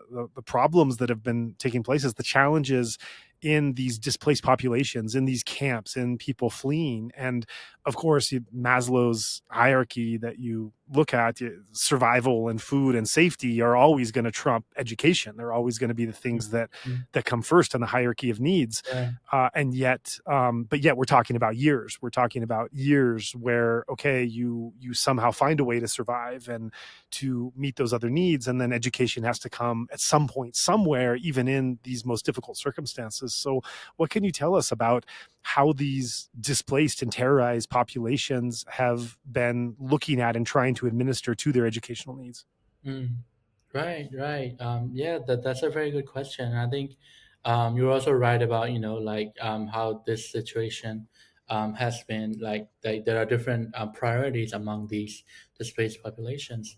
Um, I would say that like the most important thing to begin with in in addressing these challenges and these critical needs would be to start with the right problem statement, I would say. I think it's more common. This is mistaken more commonly among especially in international actors. It could be international universities or development partners, embassies, many international stakeholders that we've talked to. I mean, looking at this, when we see children and teachers just trying to hide out in those bomb shelters and those ditches and their schools being burned to the ground. The need for education is immense. So are the needs for other humanitarian measures. But if we start from the point, say, the young people of Myanmar needs education. I mean, that's a rather short-sighted approach, and it will lead to, I would say, inaccurate or even sometimes wrong remedies if you go down that line, because I mean, generally speaking, um, the education is not really the top priority that the Myanmar people need or want. Because if they wanted it, there's actually a very simple solution. Just give in to the military demands. I mean, I know it sounds horrible, but they wouldn't have to hide in the ditches or have their schools burned. Of course, the quality of learning that they've had would be terrible. But if the problem assessment was that Myanmar young people needs education, if it stops right there, then it would lead to other inaccurate solutions down the line. But that's not what the Myanmar people wants or needs. Because what we need, what we're really trying to do is topple this military regime and these alternative education, healthcare, them fleeing, being displaced. They know all too well why this is going on, and they're willing to go through this. We are willing to go through this in trying to take down the regime. So the problem statement should begin with, how can we help the Myanmar people in their fight in taking down the regime, and then other questions of be it do we do it through the humanitarian assistance support, or do we do it through education? Do we do it through other technical support that they will be needing?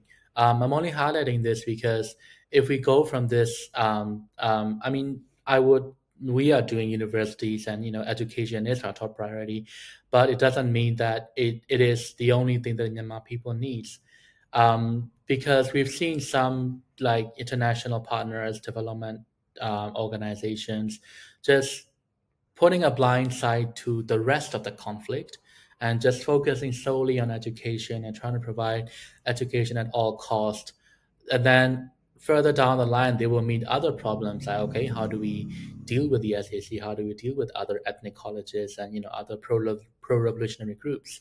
So it's I think it's important to formulate this clearly from the beginning. So for SUM, I would say our primary goal has always been, to help the young people fight their fight. So along the way, we are teaching them. Along the way, we are providing them resources and connections and exposures to each other, to the rest of the world, in formulating their responses and formulating their campaigns, and helping the CDM professors, because they are still fighting. As long as they remain in CDM, they are fighting this military regime. So that has been the core foundation that we've done, and that would be the same approach that we would be addressing those more critical needs. So when those groups in these most intense battle states in currently Sagaing, now Northern Shan, we do work through those local administrators and ethnic administrators that are the de facto governing bodies of those regions, and we would adopt both top down and bottom up approaches, in that we will try to see what are the needs that governing authority needs on that situation. Sometimes it's courses, sometimes it's infrastructure, to rebuild all the schools that have been burnt.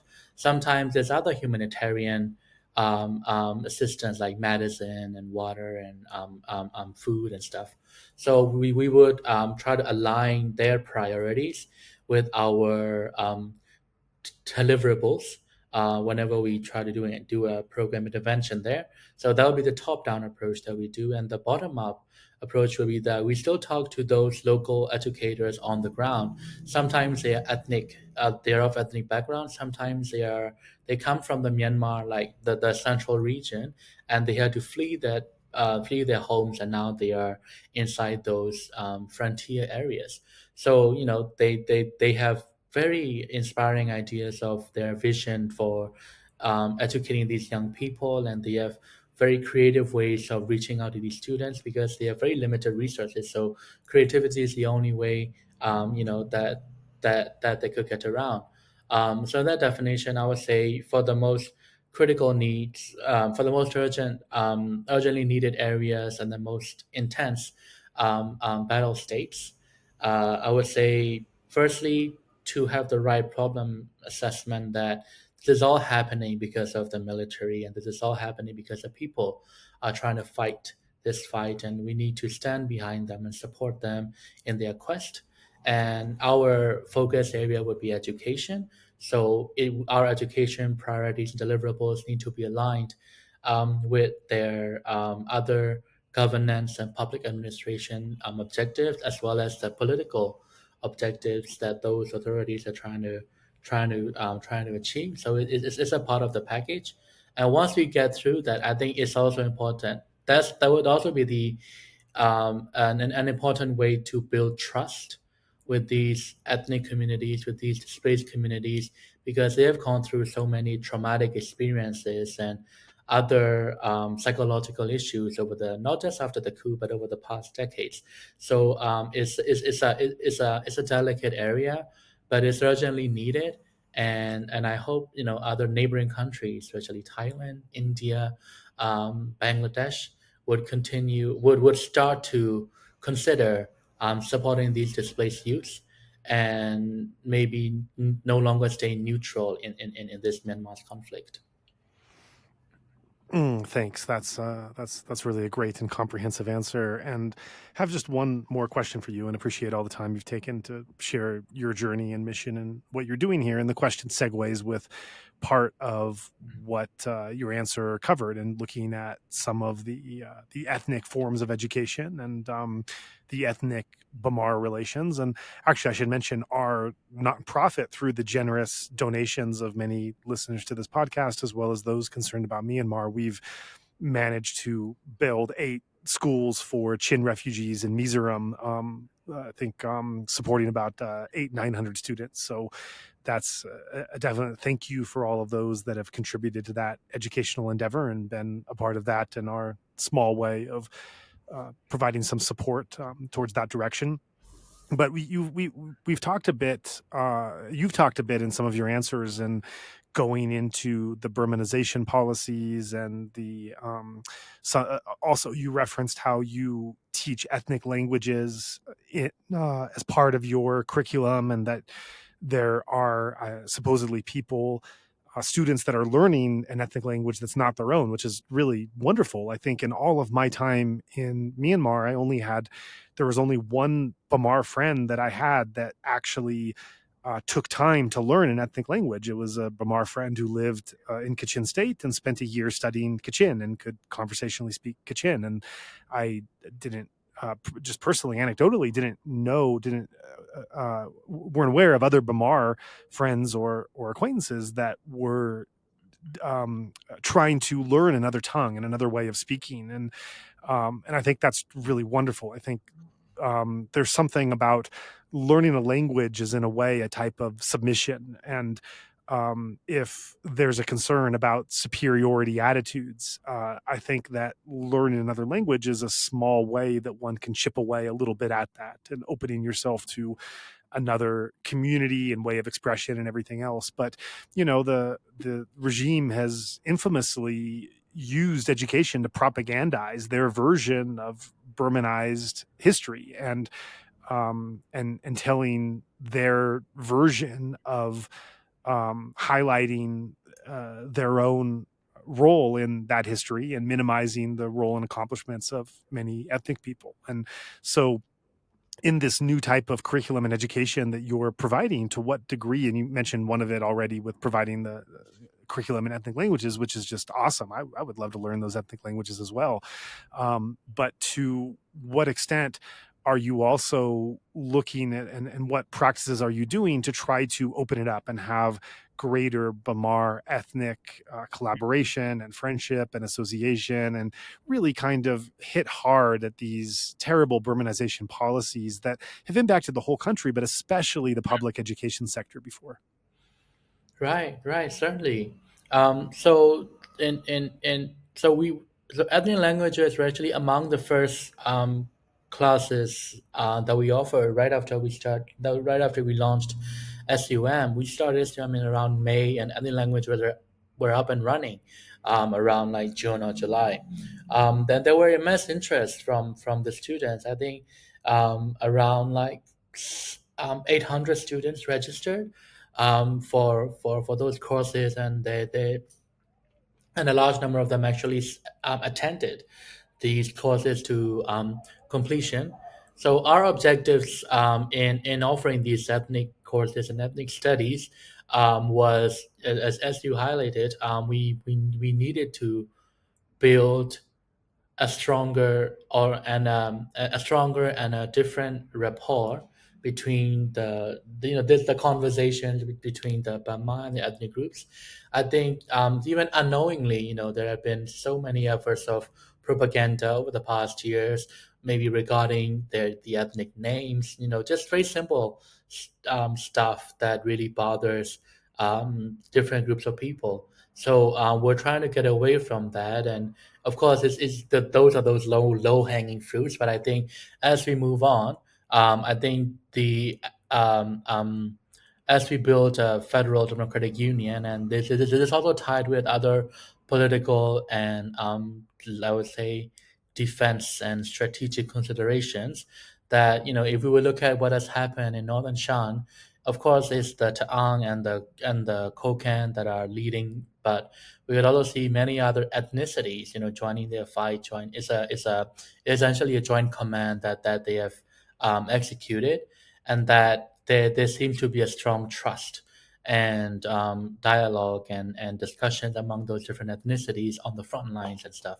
So it is something that we imagine, because there were calls for a federal army, that is under the supervision of a civilian elected head of state, and so we believe that these ethnic language courses could be the foundation of building stronger trust and appreciation of different cultures in this new chapter.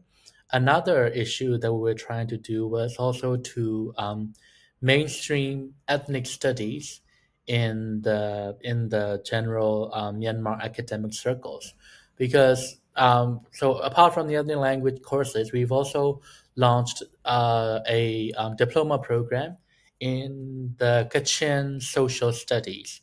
So that was in collaboration with the Arts and Literature and Arts Association based in the Kachin state. Some of them are in Maijayan and Liza, the headquarters of the Kachin armed organization. And they have been extremely resourceful and helpful in designing the curriculum together with us. And I think that the first cohort of students will graduate by March. So to really scale up the ethnic languages and to speed up this cultural diversity and exchanges and appreciation, we would also need to scale up the depth of the how much in depth that we are going with this ethnic studies, because unlike the Bamar literature and all these available pool of work, for many of the ethnic languages, even the major ethnic groups like Karen and Kachin and Shan, their literature sources and their textbook and all these pedagogical assets are still very limited, and it needs to be recultivated, and it needs to be cherished by the mainstream academics. So that's also something that we've been trying to do, and I hope that with more support from international partners, as well as we are also counting on the local financial contributions too. Maybe those businesses and other economic sources could be supporting this locally led efforts to, let's say, revitalize the language and to recultivate studies on ethnic cultures, art, history, and languages. Maybe just one last part, if I could touch upon now, because I also understand, this is going to be listened by so many important stakeholders. So regarding like so now that we've outlined what's happening and what are the challenges and what the aspirations are, for those who want to contribute and be involved with the Myanmar cause with regards to the education sector, I would say the most important aspect I would suggest would be localization. It's a pretty NGO word that everyone keep tossing around, but no one really follows up or takes seriously. But I think it has a lot of merit in what's happening right here. I mean, there have been efforts by international partners who mean well, trying to help the Myanmar faculty members or these students, trying to give them scholarships. But I think the most effective way that these could bear any success would be to prioritize localization. So it would mean, trying, instead of just bringing into Myanmar an already existing program from the US or from Australia or from Thailand, we should be looking at what the local educators have been offering, especially since the coup, and trying to match, whatever resources that the international partners bring in, instead of the other way around, where else, they want the local actors to adopt those international programs, which they often cannot. So after a few years of pilot projects, it just falls apart, and they wouldn't. The local actors were just left with nothing. So I'm just my suggestion for those listening and considering to become involved and to be contributing to the Myanmar cause through the education sector, I would highly suggest localization. I suggest to prioritize localization, get a better understanding of what the local educators have been providing, what the local students are demanding, like what they want to teach, what they want to learn, and where they want to go with it, and that will lead to very successful international joint projects with Myanmar stakeholders. So that's just one thing that I forgot to mention throughout the discussion.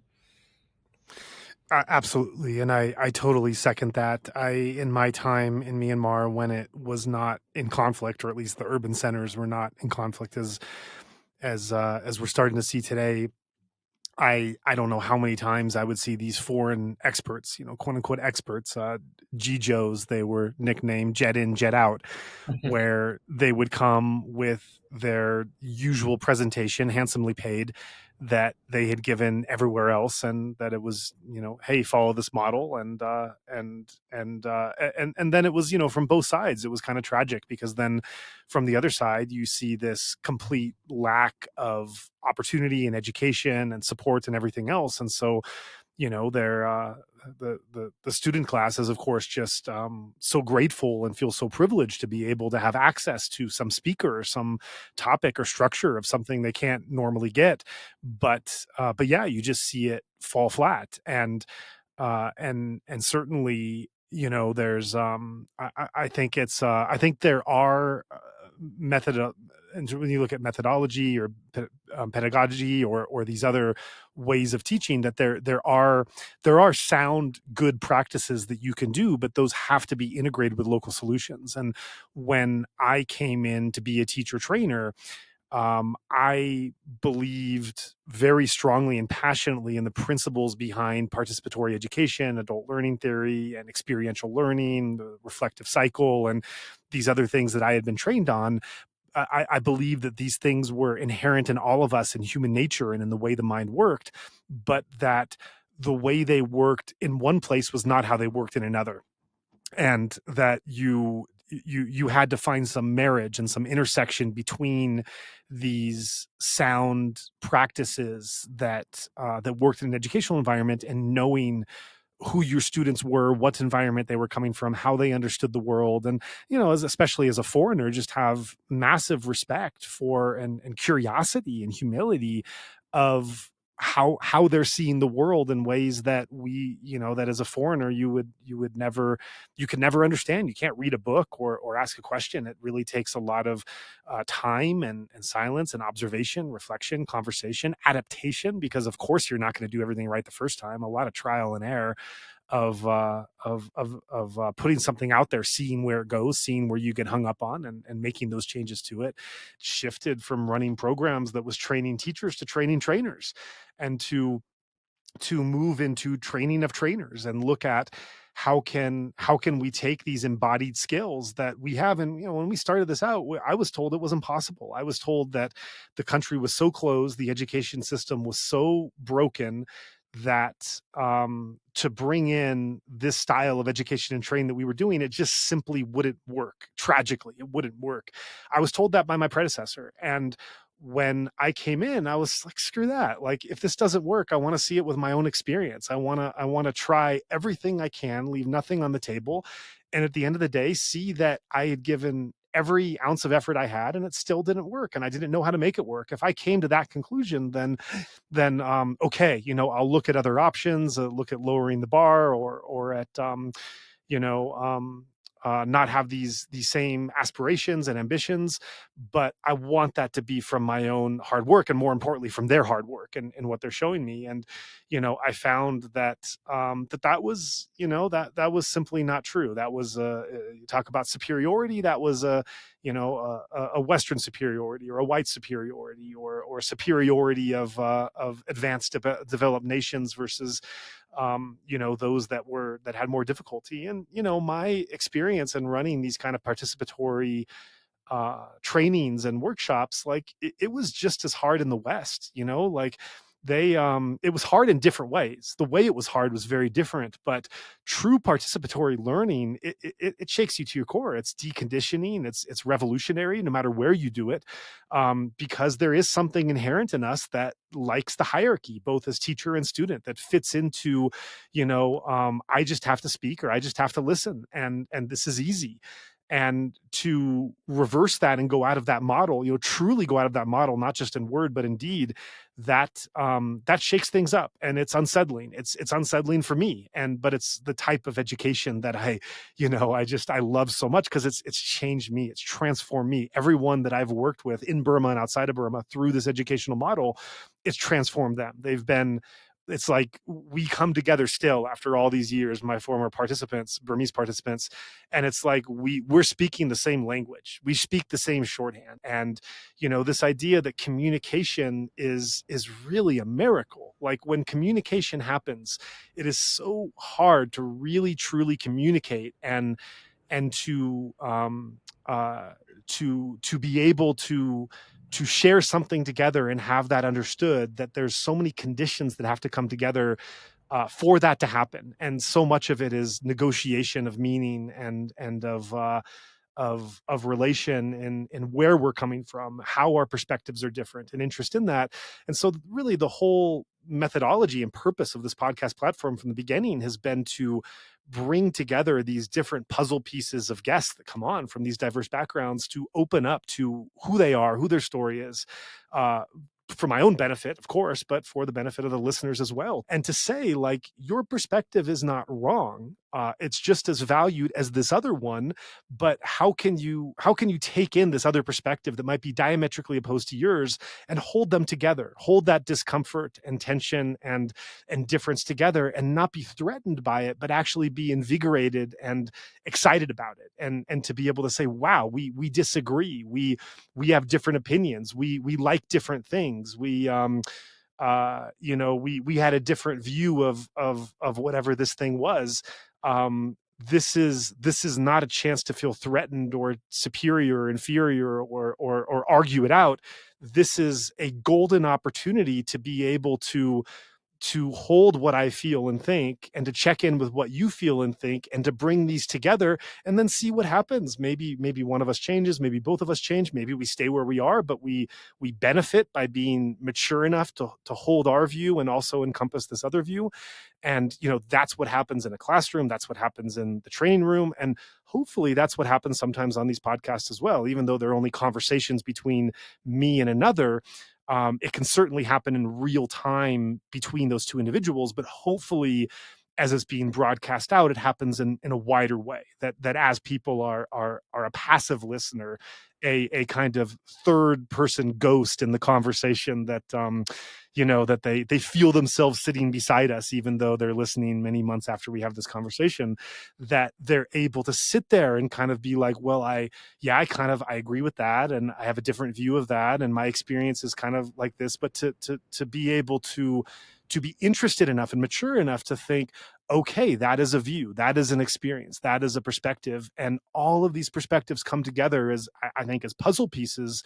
When we can do that, it's something that everyone benefits. It's not about right or wrong. It's about understanding that all of these fit together in some confusing way that we're all kind of co-exploring and trying to find out.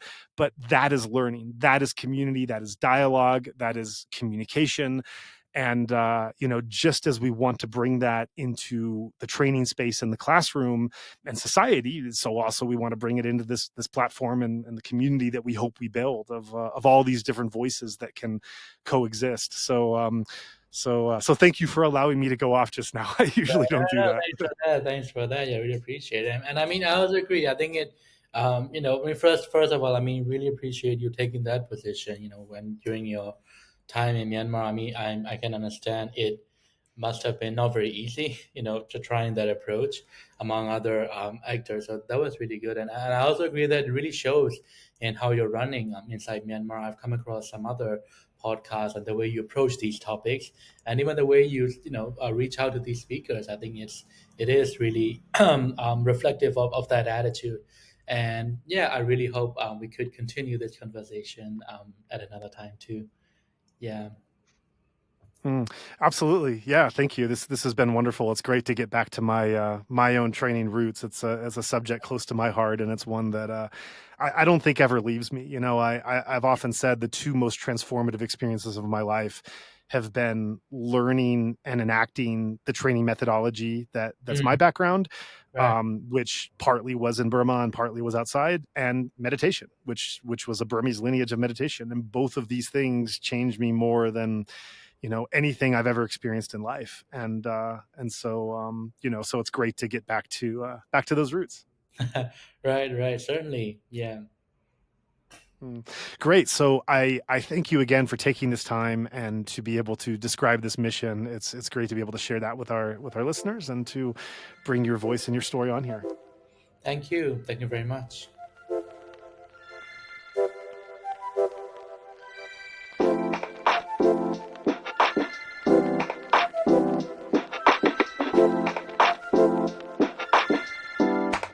Thank you for taking the time to listen to this episode. As regular listeners are aware, we often remind our audience about our nonprofit mission, Better Burma, at the end of a show. Truth be told, fundraising is hard work, and I can personally attest to the fact that it's really no fun to keep asking for contributions. Yet, the situation on the ground now in Myanmar is so distressing that we continue to do so on behalf of the Burmese people. What is most helpful at this time are recurring donations, which help alleviate both the stress and time involved in fundraising. If you are able to pledge a certain amount per month, our team can plan around having at least a consistent minimum amount to work within each month. If you would like to join in our mission to support those in Myanmar who are being impacted by the military coup, we welcome your contribution in any form, currency, or transfer method. Your donation will go on to support a wide range of humanitarian and media missions, aiding those local communities who need it most. Donations are directed to such causes as the Civil Disobedience Movement, CDM, families of deceased victims, internally displaced person IDP camps, food for impoverished communities, military defection campaigns, undercover journalists, refugee camps, monasteries and nunneries, education initiatives, the purchasing of protective equipment and medical supplies, COVID relief, and more. We also make sure that our donation fund supports a diverse range of religious and ethnic groups across the country. We invite you to visit our website to learn more about past projects, as well as upcoming needs. You can give a general donation or earmark your contribution to a specific activity or project you would like to support, perhaps even something you heard about in this very episode. All of this humanitarian work is carried out by our nonprofit mission, Better Burma. Any donation you give on our Insight Myanmar website is directed towards this fund. Alternatively, you can also visit the Better Burma website, betterburma.org, and donate directly there. In either case, your donation goes to the same cause, and both websites accept credit card. You can also give via PayPal by going to paypal.me/betterburma. Additionally, we can take donations through Patreon, Venmo, GoFundMe, and Cash App. Simply search Better Burma on each platform and you'll find our account. You can also visit either website for specific links to these respective accounts or email us at info@betterburma.org. That's Better Burma, one word, spelled BETTERBURMA.org. If you would like to give it another way, please contact us. We also invite you to check out our range of handicrafts that are sourced from vulnerable artisan communities across Myanmar, available at alokacrafts.com. Any purchase will not only support these artisan communities, but also our nonprofit's wider mission. That's Aloka Crafts, spelled ALOKACRAFTS, one word, alokacrafts.com. Thank you so much for your kind consideration and support.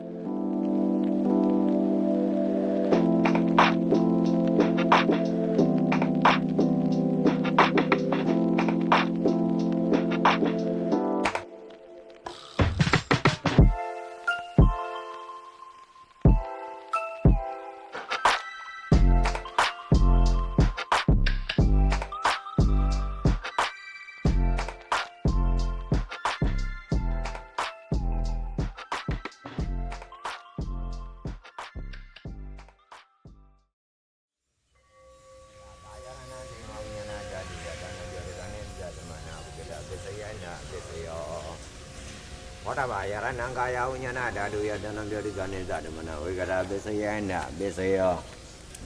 Hoba yarananda dayananga yaranaya dayanam boda yaranam